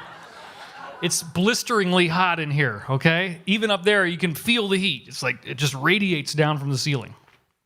There's a lot of bodies in this room. So we do all this intel. We get all this stuff put together. And the Alliance people are pushing Corey like crazy, which means he's pushing me like crazy. We've got to get this out. We've got to get this out. We've got to get this out. And remember, the Alliance doesn't want us to release all this because they want to do this over the course of 50 or 100 years. The Earth Alliance doesn't want us to do this, but the Space Program Alliance does, and the sphere beings want us to do this. So we got different factions that are trying to help the planet, but some of us want us to do one thing and others vociferously oppose. So we're going with what the space program people and the sphere being people have told us they want. And you have to trust that these are benevolent people, especially the higher beings, and that if they're advocating for this, that it's going to work out, and we're not going to have all the Alliance people killed in a genocide. It's not going to happen.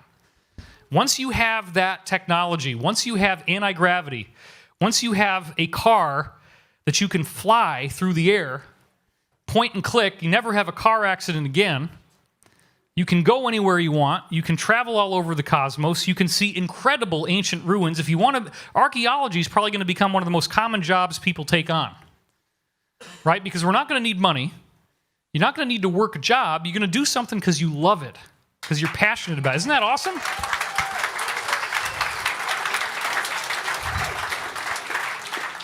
I would definitely get my ass to Mars.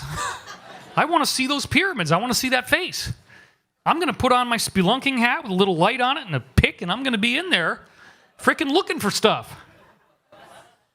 There's entire areas inside the Earth of ancient cities that they've barely even explored because they don't have the staff. With all this technology just sitting around waiting for us to look at. They need the numbers, they need the population of people who are going to be proactive enough to want to investigate this stuff. That's a good thing. The way that society will change is so dramatic we can barely even imagine. And how exciting it is for me to be standing on this stage with you tonight, disclosing what may be the very last stages before we finally get the truth.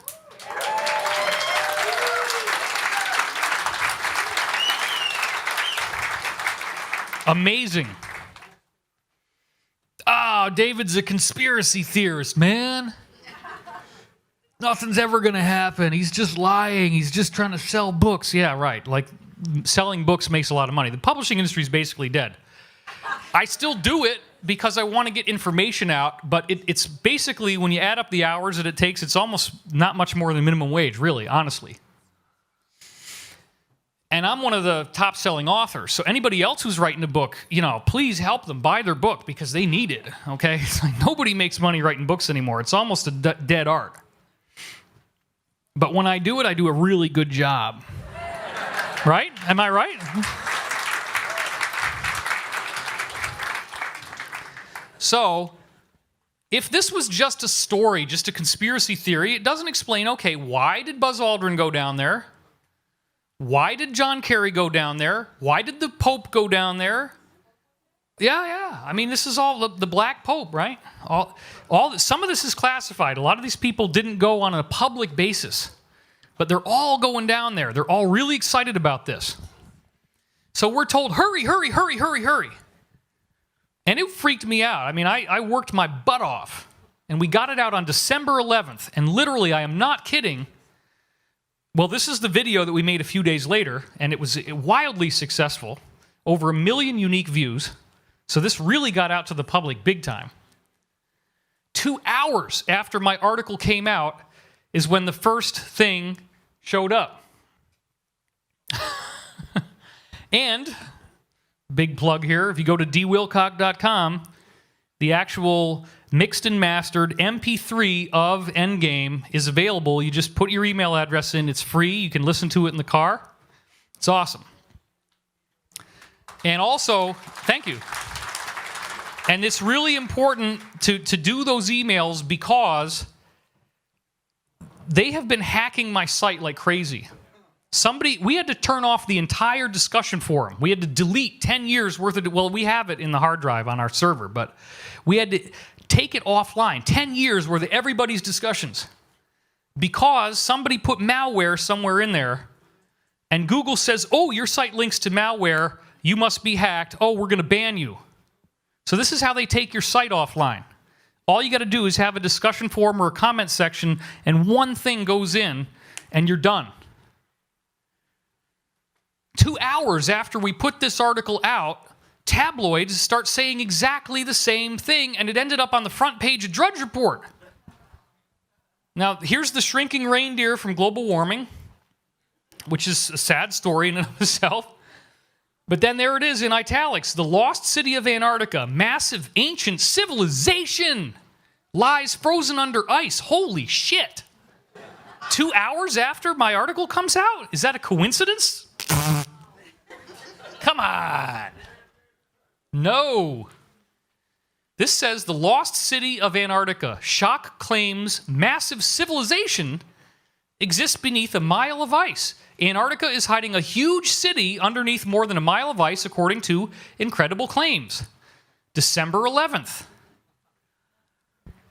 Artist's impression of a doorway to Atlantis. They're getting you ready.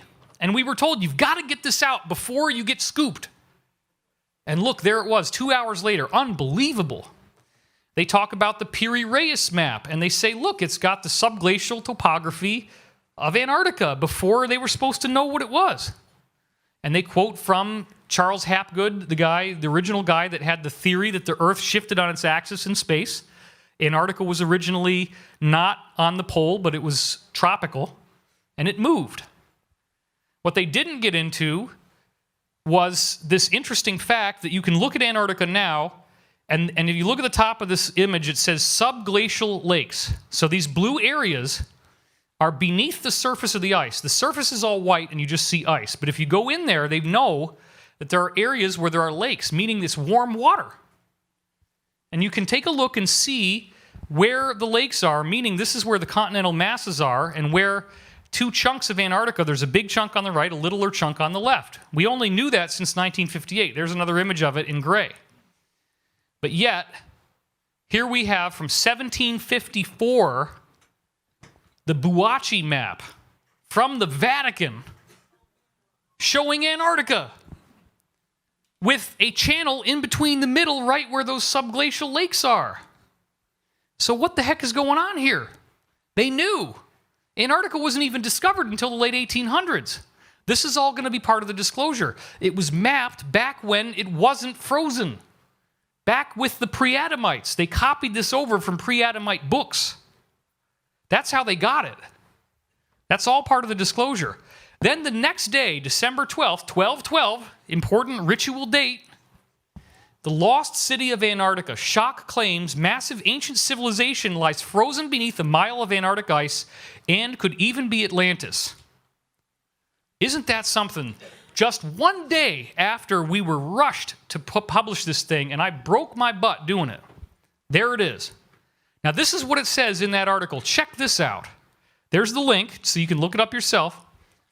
Conspiracy theorists went wild earlier this year when a video claiming to be from the lost city emerged. Now, wait a minute. Is anybody here realistically going to deny that I'm not one of the greatest conspiracy theorists of our era? I sell books, I do conferences, you've got a huge crowd here at Conscious Life. I'm definitely one of those people. I didn't go wild because there was no video. They make this stuff up.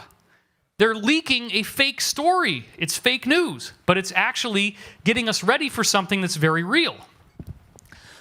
This alleged video that nobody ever actually saw, they just say, oh, conspiracy theorists, but you don't know who they are. They don't post a link. They don't show you the video. They don't give you any way of seeing where this video is or who wrote about it. They don't link to one article of anybody who said anything about this. Oh, just take my word for it. Yeah, the conspiracy theorists went wild.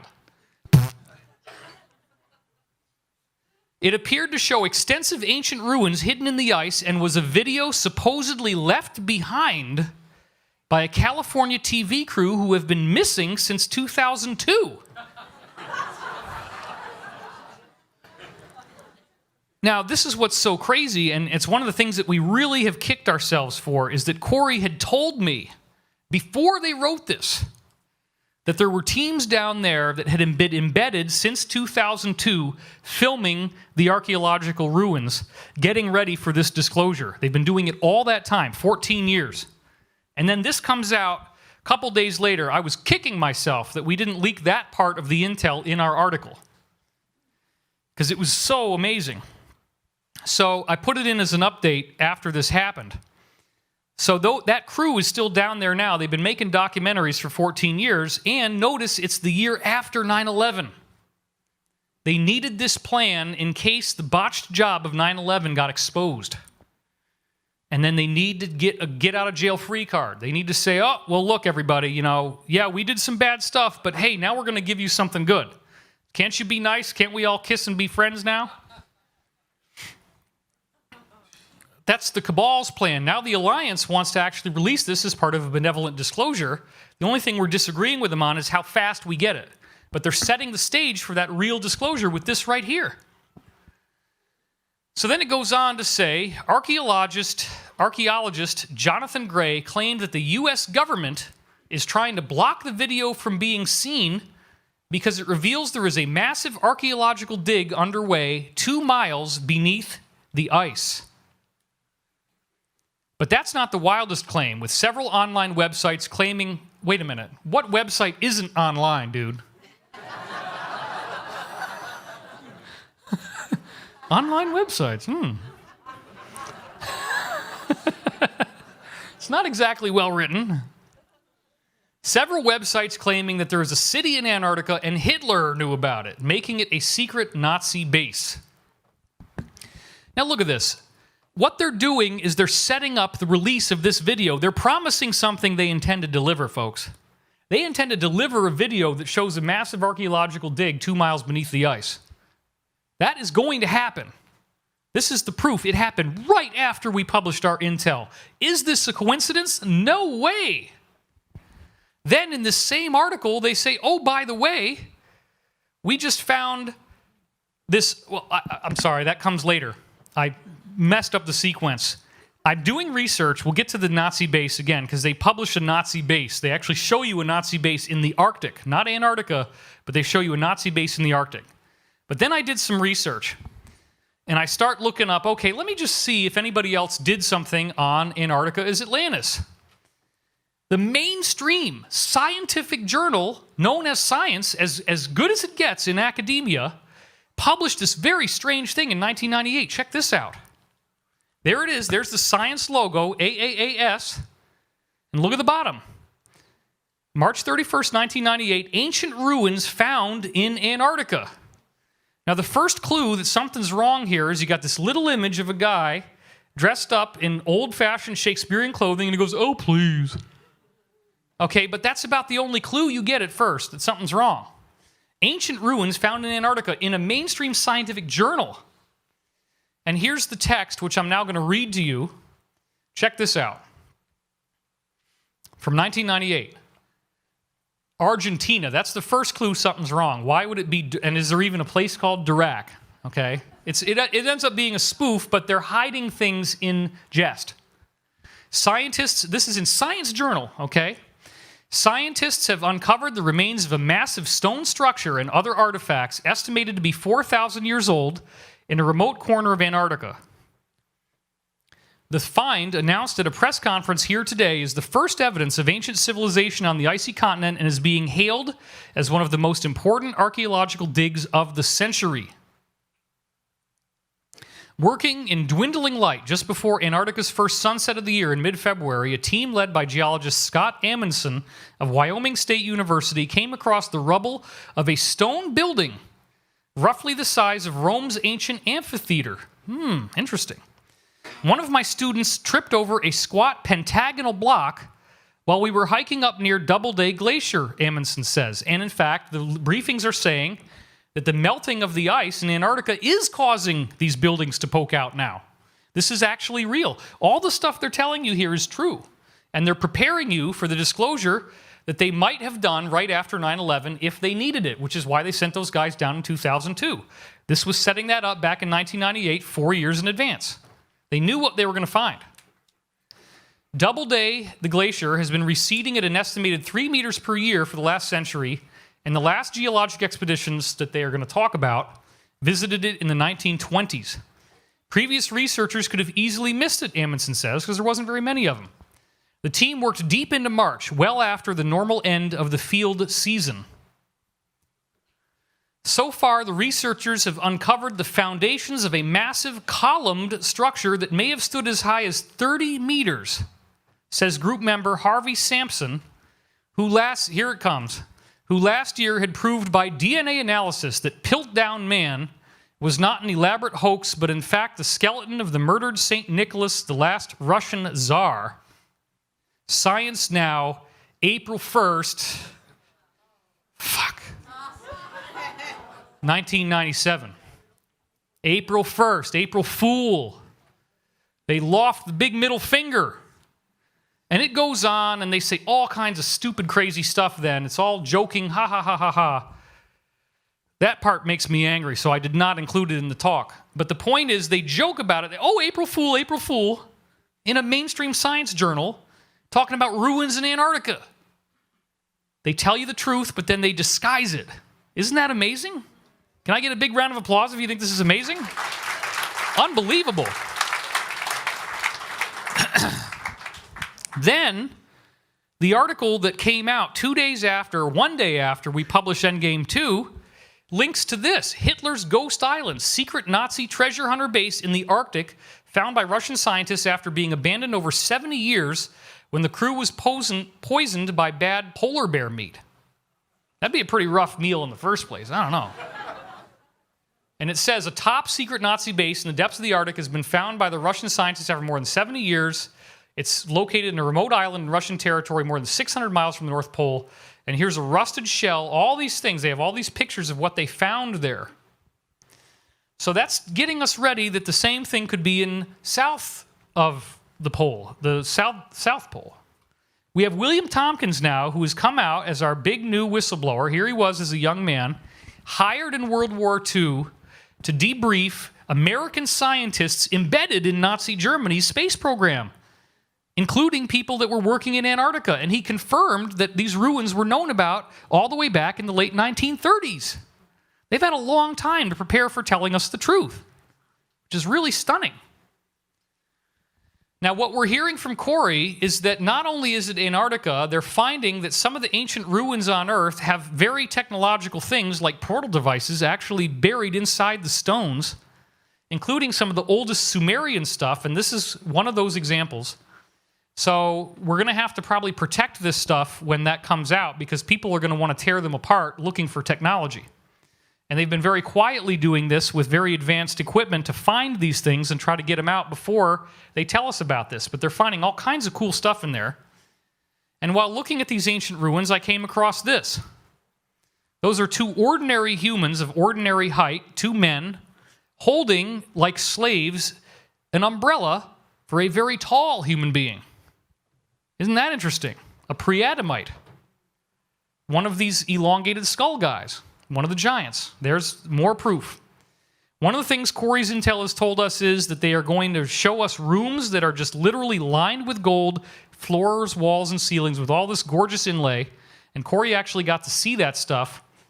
And so there's this place, I believe it's in Indonesia, called Baodong, that has a very similar type of a look to it. Not exactly the same, but close.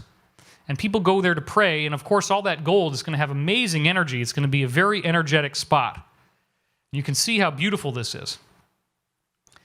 Corey was picked up by a craft like this, and that's one of the ways that he got taken to Antarctica. This is from the MIC group, the Military Industrial Complex Secret Space Program.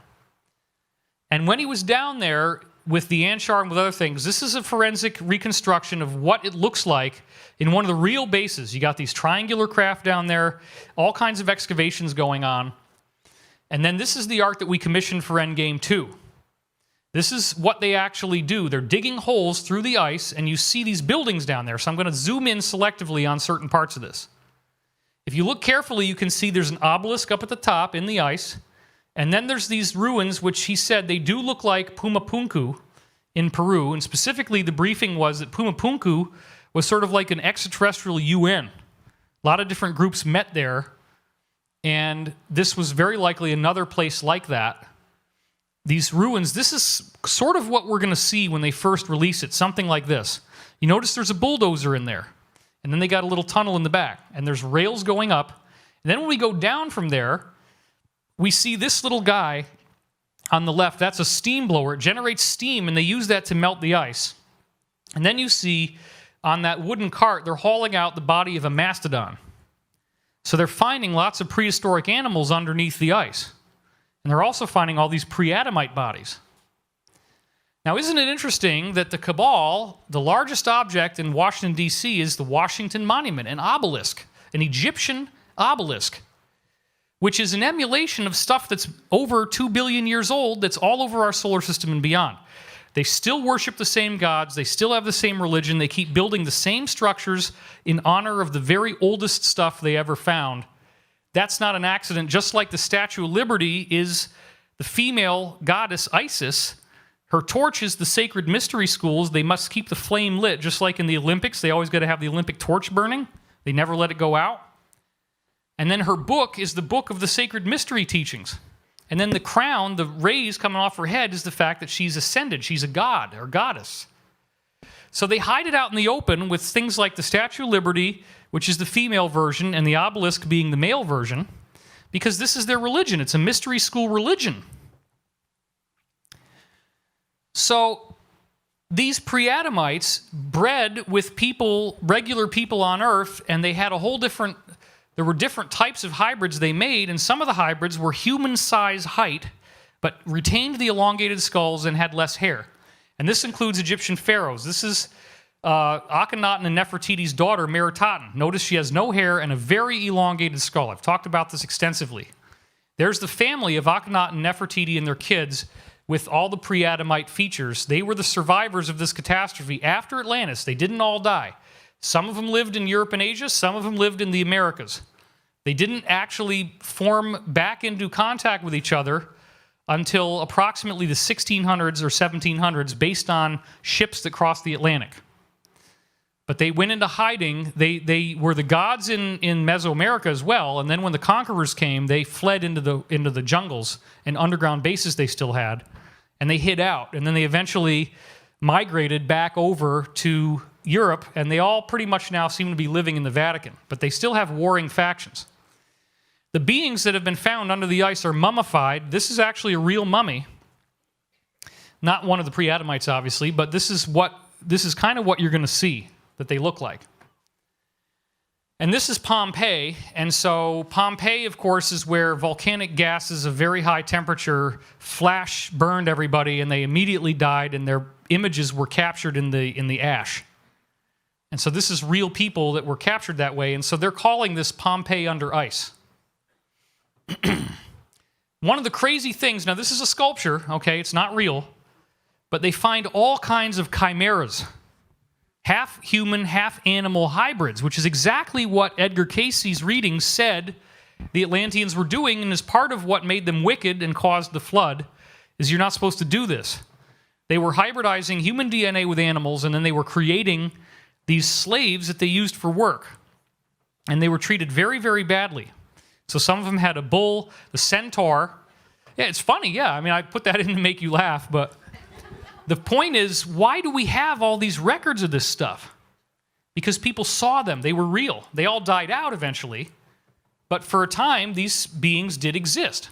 So we still have the records of them. When you actually go into the real stuff deep underground, this is the kind of things you see. These gorgeous pillars with light all up and down. And one of the things from Corey's briefing was that one of the plans that they have for partial disclosure is that they will tell us about ETs. And the first group they were planning on telling us about is called the Tall Whites. And this is what they look like right here. Charles Hall is the whistleblower who's gotten into this. Now, they were hoping, this is more the cabal groups, hoping that they could introduce us to these guys, force us to learn a brand new language, that's the Tall White language, and force us to learn their religion, and then basically worship them as our gods. Good luck with that. I don't think that's going to work. But that's one of the things they hoped for.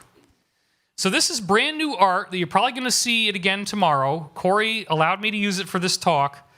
These are Anshar egg-shaped craft, the Anshar of the Inner Earth Alliance that we talked about last night. Nobody's ever seen this until right now.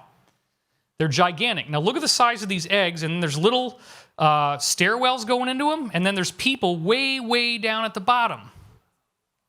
Okay? And I'm going to zoom in on those people even more. You can get a sense of the enormousness of these craft. Why is it not wanting to do that? Okay, well, there they go. Okay, let me back up again because I went through that too fast.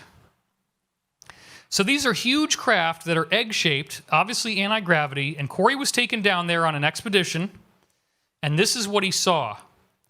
Over in the background, you have an excavation site, so we're going to zoom in on that first. The excavation site has trucks, steam blowers, and then you'll notice that what we're seeing here is some kind of obelisk or pyramid that's being steamed out of the ice. Notice the point of the pyramid. You see that? The white pyramid sticking up with the beams pointing at it and all the steam around it. That's what he was seeing. And then over here, where the snow is, on the bottom, we have people walking up out of the craft. Corey was one of them, and there's the building poking out. You see that corner on the right. That's the corner of a big stone megalithic building. And they had already been pulling out pre-Adamite bodies, and they'd laid them out on the ice, because this is a new expedition. This is new archaeology they're doing here. So what they see there is these bodies of giants wearing these curious outfits, and Corey got to see them up close with the mummified look that I told you before, and he said these bodies were really thrashed. Because remember, these people died in a flood, and then if that's not bad enough, earthquake and flood, then they freeze and are frozen into ice, which becomes Antarctica. So this is what he saw when he was there, and nobody's ever seen this until right now. So, all of this was fascinating enough on its own. And then I called up Pete Peterson, and I had a dialogue with him on the phone about what Corey had told me, but I didn't really want to tell him anything. I just said, what do you know about anything interesting going on in Antarctica? And boy, oh boy, did that open up the bottle. Uncork the bottle and pour up a nice big drink.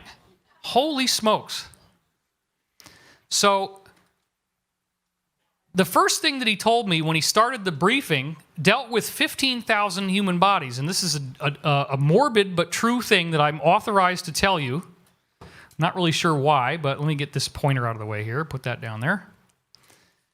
He was told that he was called and asked what to do for 15,000 dead bodies, and explained that they were casualties suffered after the Alliance was going after underground bases. So what this means is that the Alliance is to try to save the planet, to try to stop these people from trying to kill everybody with nukes or viruses or economic collapse or any of the things they're trying to do. The Alliance has been on an industrial scale getting everybody in these underground bases to either surrender or be wiped out. And some of them are getting wiped out. And so they call Pete up and they say, hey, Pete, you're the expert. We got 15,000 dead bodies. What should we do with them to get rid of them? And you got to understand, military guys can joke about stuff like this. So what he told me was that they've called in the Canadian Marines for some of these bases, and they've run through half a trailer of ammunition. So there's a big shooting war going on. This is the World War III. It's just all happening in these places we're not supposed to know about. It's going on right now. That's a great deal of damage. Half a trailer of ammunition is a ton of ammunition. It is set up so that individual soldiers do not know whether they fired real rounds or blanks. And he said this was also done in World War II to reduce psychological impact. Now, I've heard people think this is not true. Then he told them, okay, get an LST boat. It's a military boat. You can fit 120 Abrams tanks in one of these LST boats. So it's very large. Let me get this thing out of the way. 500 troops can fit in one of the boats. And you can sail the bodies out to sea, fit them up with concrete galoshes, and feed the sharks. So that was his brilliant idea about how to get rid of 15,000 bodies. So this is how the briefing starts. You can see we're already like really in the ozone layer here. Very strange stuff. And again, it's morbid, but this is a real war. And what they're doing is they're cleaning up all this stuff first before we ever hear about it, so that there's not going to be a whole lot of work left to do on the surface. And by the time we actually get disclosure, they've already solved most of the problems and the war has been won. Isn't that interesting? And that's a good thing. That's a good thing, because what that means is the rumors that we've heard over the years about the destruction of underground bases is true, and that it's now gotten to the point where the cabal is almost completely gone. There's just a few little remnants left, and they're being wiped out as we speak. It's amazing. And he's telling me this just a few days after it starts raining in California. And it's eliminated our drought. That's the alliance too. I've been telling everybody that I know online and my friends, when we see it rain in California for days at a time, that's when we know the cabal's been defeated. And that's what's happening. It's fantastic. So he said that's been happening. This is Corey's confirmation. He said that people have been locking, this is what Corey said after I told him what Pete told me, people have been locking themselves inside these protected underground facilities. The Alliance is cutting through the doors with blowtorches. They're arresting people and removing them off the premises, but if they resist violently, then a shooting war results. And Marine Expeditionary Forces are clearing out the bases. One of the problems that happened, according to Pete and Corey, is that some of these Marines were not vetted out on extraterrestrials, and they go into these underground bases and they see 8-foot or even 10-foot, 12-foot tall reptilian, demonic-looking beings fighting against them with guns. And the psychological shock has been huge, so there's a lot of these soldiers that are now in counseling because they were shocked to see these non-human Dracos.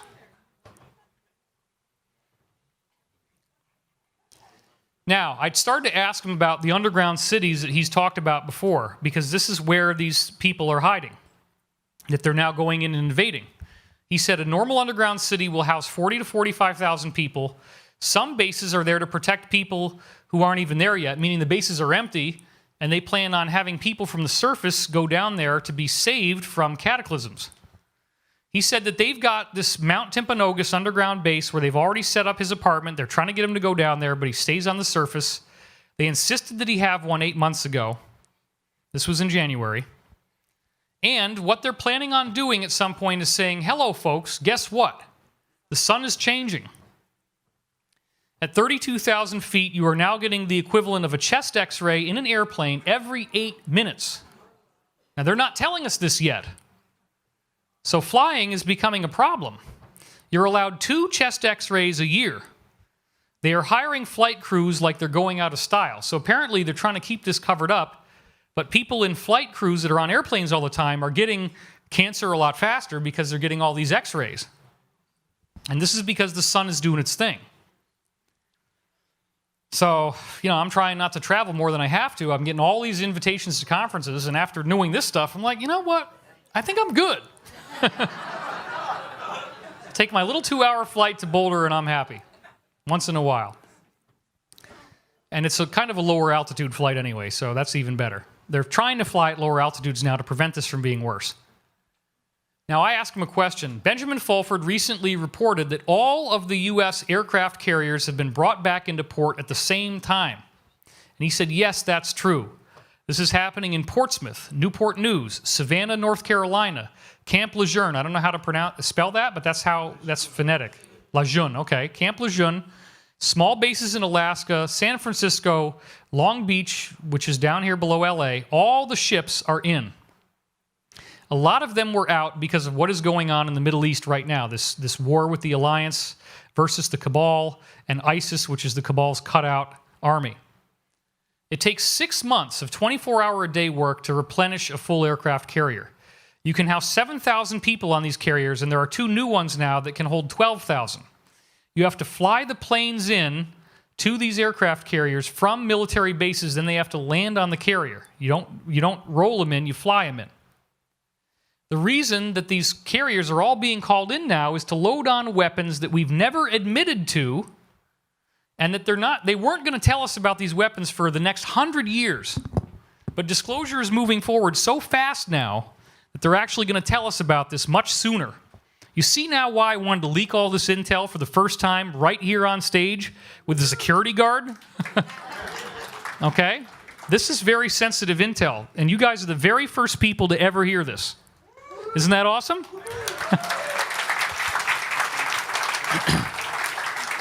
So he said this was January 12th, and he said last night Maurice Cotterell was on coast and admitted that he was aware of 3-mile-long flying aircraft carriers just like the ones we see in the Avengers and in Captain America. And he said they just finished the R&D on these flying aircraft carriers, and in order to service them, because they're in the sky, they used F-22s and F-35 airplanes. So they're flying these airplanes up to these aircraft carriers that are cloaked, and they're getting ready to tell us about that stuff too, because they built new ones. The F-22s and F-35s have had so many runs in order to properly do the work that's needed to go up and down from these things that now the planes are already wearing out, even though they were brand new when they started. So this is a huge effort that's being made. Now, what are they going to have? They're going to announce weapon systems that shoot laser solitons. The laser soliton will travel forever until it hits something solid, and this is part of the technology they need to actually take down Draco ships, which now the Earth Alliance has. The soliton can go through an 8-foot hull and penetrate directly into nuclear warhead racks. They can get rid of anything. They can shoot it down into the ground, take care of anything they need to take care of. They have things that will take aircraft out of the air. Russia has a nasty plane now, and he thought it was called the S-23. This is all part of the briefing, and it goes on. Finally, I get to the subject. Do you know anything about ancient ruins being discovered in Antarctica? And I didn't say anything else. Now, he doesn't go online. He didn't see my website. He didn't know that I had leaked anything about this. This was totally original. And he says, everybody's been there. Obama, Trump. Whoa. He let that one go. Buzz Aldrin. How did Buzz get altitude sickness, he asks me. I heard he said, holy shit, 7 times before he reached an altitude of 200,000 feet. 200,000 feet. Yeah, that's way outside the Earth. Because the acceleration is so fast, he'd never seen anything like it, and they had a window for him, so he flipped out. They went around the moon, saw the back of the moon, and then he saw all this stuff on the back of the moon, all these civilizations, and it totally tripped him out. Then they come back towards the Earth, and they go around one of these floating space station aircraft carriers I was just telling you about, and then they tipped the wings. The plane goes like this, whoop, and it shows it's like a hello to the aircraft carrier. Gave him a wing wave. So this is what ended up leading to him having a heart attack. Obama was told, you too can go through a leaf grinder if you say a word, even if you breathe it at night while you're asleep. And they talk to Obama like this all the time. It's really sad. The president does not get a lot of respect, to say the least. And this is where it's funny. And this is what he said, take it for what you will. He said, that's the real Obama and not one of the stand-ins. The real Obama has been locked up for almost 6 months now. Yeah, isn't that weird? And this gets into the idea of potentially cloning people, and that you can have clones that are programmed to be like the original or lookalikes. We don't really... There's different ways they can do this. I don't know if this is true, but, you know, I just listened to him, and I'm telling you what he said. So you can take it for what you will. Now, he talks about the craft. Oh, the C is there because when I post things in, I have to put a character there in order to make it so it actually looks white and proper. So I forgot to delete that one. I apologize. He said they have planes, and this is his funny way of talking. It's not spaceships. He says they have planes that fly regularly to Mars and the moon. He's admitting this now. I say, planes? Not exactly the same kind of planes you're thinking of in the public eye. I said, are you talking about the black triangles with the dome on the top? Yes, that is one type. Then we go on. And the darts, and I explain what the darts are. That's what Corey's been describing. We had images of it last night, if you want to see that talk. He said that is another type. I can't mention anything unless you already know what it is. So basically, I have to know the answer first, and then he'll confirm that it's true, and that's how he's able to stay alive. He can't tell me anything I didn't already know. Now, this was really cool. This made me feel amazing. He told me, and I'm typing as fast as I can what he's saying, you, David, are considered a hero to the Alliance. Isn't that awesome?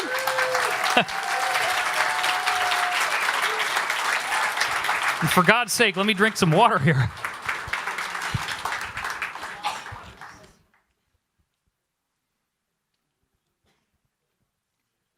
He said the people in the Alliance would love to disclose the things that you, David, are disclosing, but when they try, they end up making fat sharks. They get fed to the sharks with concrete galoshes. So they love the fact that I'm out there. He said, David, there are so many people who wish they could be on this stage. Well, let's say he was here now. So many people that would wish they could be on this stage tonight doing the presentation that I'm doing for you right now. And it gets to be me. So that's pretty freaking awesome. So thank you, guys. Thank you.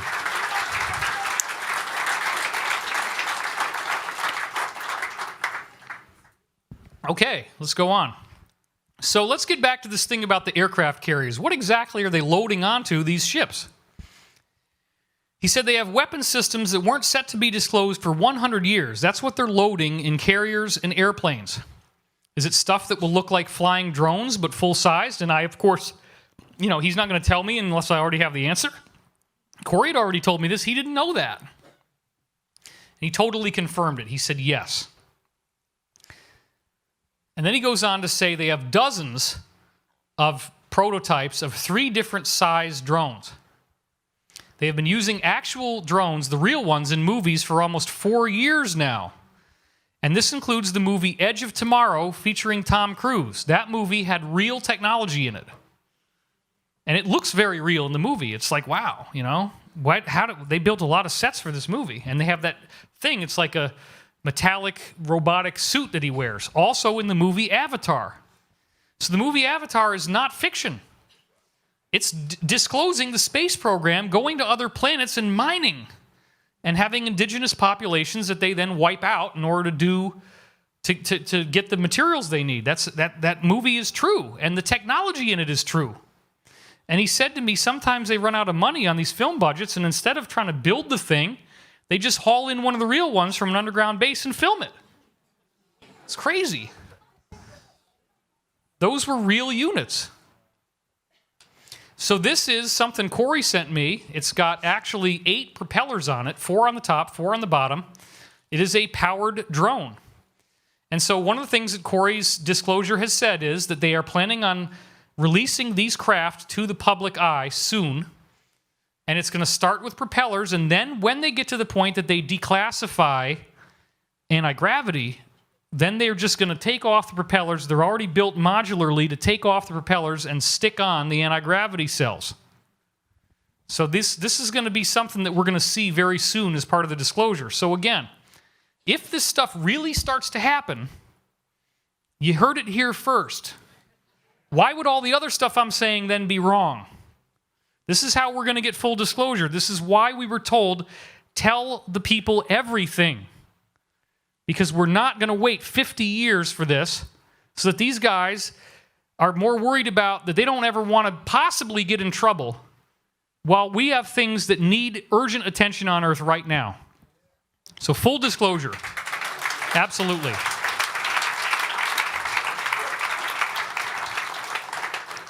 And the briefing goes on. He starts to describe these 3 different craft and other things. He said, we have an airplane, well, that's what he likes to call it. There's an airplane that flies up to 200,000 feet at a speed of Mach 12 or 14. That's what actually caused Buzz Aldrin to say, holy shit, 7 times. It doesn't require any fueling. Most of these craft go and hide behind a bigger craft, meaning like a space station. These space stations, or platforms as he calls them, are camouflaged from outer space at the bottom. So you can't see them from the surface of the Earth. And this is how he describes it works. Stars move across these craft at night at random and different brightnesses. It looks like there are clouds in the sky below these craft from virtually every angle you could see on the entire surface of the Earth. Let's say that the space station is a disk that's half a mile in diameter. They make a cloud beneath it that's 5 miles in diameter, and they also back project on it what it looks like behind the craft. And these technologies work 24 hours a day, 7 days a week. So there's all this stuff in the sky right now, back projecting holographic images of the stars behind them, and you either see that or you see the cloud. And they're already there. They're just and they eliminate the first 40 feet of ice on top of these things of snow. So in other words, the bag gets dropped. They have very high-powered microwaves. They hit the bag with the waves. Suddenly it turns into steam, and the steam evaporates the ice. And that's how they dig down to the craft. I explained this to Corey. He said, wow, you weren't supposed to know that either. Then they followed it with pictures. So they start taking pictures of the craft. Obviously, we're not seeing them. They found round ports, rectangular ports, square ports, knobs, antenna bumps, sensor bumps, telescope bumps. This was a huge thing. It was obviously a craft. Craft were taking off from 2 different directions, the front and the back of the mothership. It had little holes in it where craft would go in and out. The craft would come in from 2 directions, and they would cross over one on top of the other inside the craft on conveyor belts. So this was a little bit more complex than what he explained. I'll give it to you in more detail. He said some are on the top half of the craft, another on the bottom. So what this means is the craft has a hole on one side, a hole on the other side. There's a conveyor belt with sockets in the shape of different types of UFOs. The UFO literally drops into the craft, it sits in the socket nicely, and then the conveyor belt moves forward, and another socket shows up, and then that one pops in, and it goes on like this. And what was amazing was that I go back to Corey with all this stuff. Well, let's get to that in a second. First, he had more to say. Those things, these motherships, will take craft that we've already seen and call UFOs, and they actually can hold them inside. The motherships are set to hold a craft that would be the shape and size of sliding panels that slide around on this thing. Sometimes, I was typing so fast, that one isn't very clear. But he's talking about the sliding conveyor belt. The thing on the inside goes in, the socket goes in, and then it rotates by 90 degrees and turns into the conveyor belt. So it kind of pops out like little egg holders. Now you've got a big hole on the side. They take off out of the front and go in the back.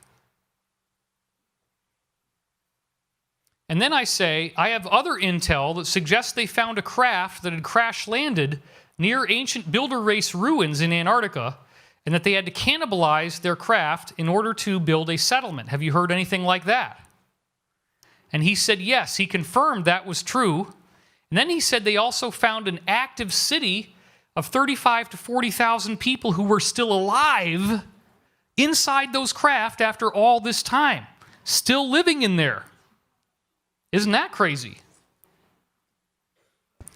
That was the big thing everyone went down to look at, and they wanted to meet some of these new people. We apparently are revered by them. Corey then confirmed this was true, but said that they actually are afraid of us because of our warlike nature. They consider us to be the relatives of their great-great 800,000-year-old ancestors, which again, he had the number wrong, it's 500,000 years old. But we are like long-distant cousins, and so they see us as their long-lost family, and they're very excited about that. everything we have in still orbit, meaning all the classified space stations and stuff, is now hanging over Antarctica and looking to the other side to look for all these artifacts, because now it's like fully active. This wasn't known about before. It's fairly new. So, Corey then, I go to him and I say, Corey, did you hear about a 30-mile wide mothership? And he said, yes. And then he tells me that actually there was 3 of them that have been discovered. And the code names for these ships, believe it or not, are the Nina, the Pinta, and the Santa Maria. It's the original remnant of the fallen angels, the Luciferian people, the pre-Adamites. They're tall with elongated skulls that turned into what we now call the Illuminati, that are actually still running the planet, or they were up until this alliance thing happened. Corey confirms the 3 motherships. He confirms the sockets. Well, he didn't know about the sockets, actually. That was new to him. But he confirmed that they held multiple spaceships inside, and those spaceships could go outside the Earth's atmosphere, but they didn't have enough fuel to travel outside the solar system. So they stayed within our solar system, and then the Draco were warring with them, so they really didn't leave the Earth. But he said some of the craft that were found inside the motherships were like the Vimanas, and they looked like depictions that we see in Vedic artwork, and some of them look like what we see in Tibet, the stupas. Very interesting. So we have these ruins down there, and Corey has said, and Pete has said, that the plan is that they wanted to roll this out slowly. They start with a very conventional thing of it's just ruins and it's just humans. They didn't want us to see the giants right away because that's too much, too fast. But now I'm telling you about that part. And then eventually they reveal that they have a secret space program. They reveal the craft that they used to fly Buzz Aldrin around the backside of the moon, causing him to have a heart attack. Then they say, oh, isn't it interesting? We found ruins like this also on Mars and on the moon. They look very similar, which I showed you pictures of already. Then they're opening it up to full disclosure, and at some point we start finding out about ETs. And the reason why they're doing this is that this is the cosmic history of the Illuminati. This is what they believe to be their lineage, that they came from the exploded planet and from Mars and from Saturn. That's why it's called the Cult of Saturn or Kronos. And they use the Saturn logo all over the place. The Rolling Stones have that album, Their Satanic Majesty's Request. Yes, that was the title. And it has Saturn right sitting there on the top in the image. Evidently, this is what Pete was saying as a summary, and this is his own words that I transcribed. Evidently, it will change our entire world forever, just knowing the information. My problem and your problem, and for the people in this audience, and the military knew that they were going to be talking to you when he said this, my problem and your problem is, for us, this is normal stuff. It's cool, but we can handle it. We don't realize what a huge impact this will have on most people. We may also end up adding things to what we hear based on our own personal beliefs, and we need to avoid that.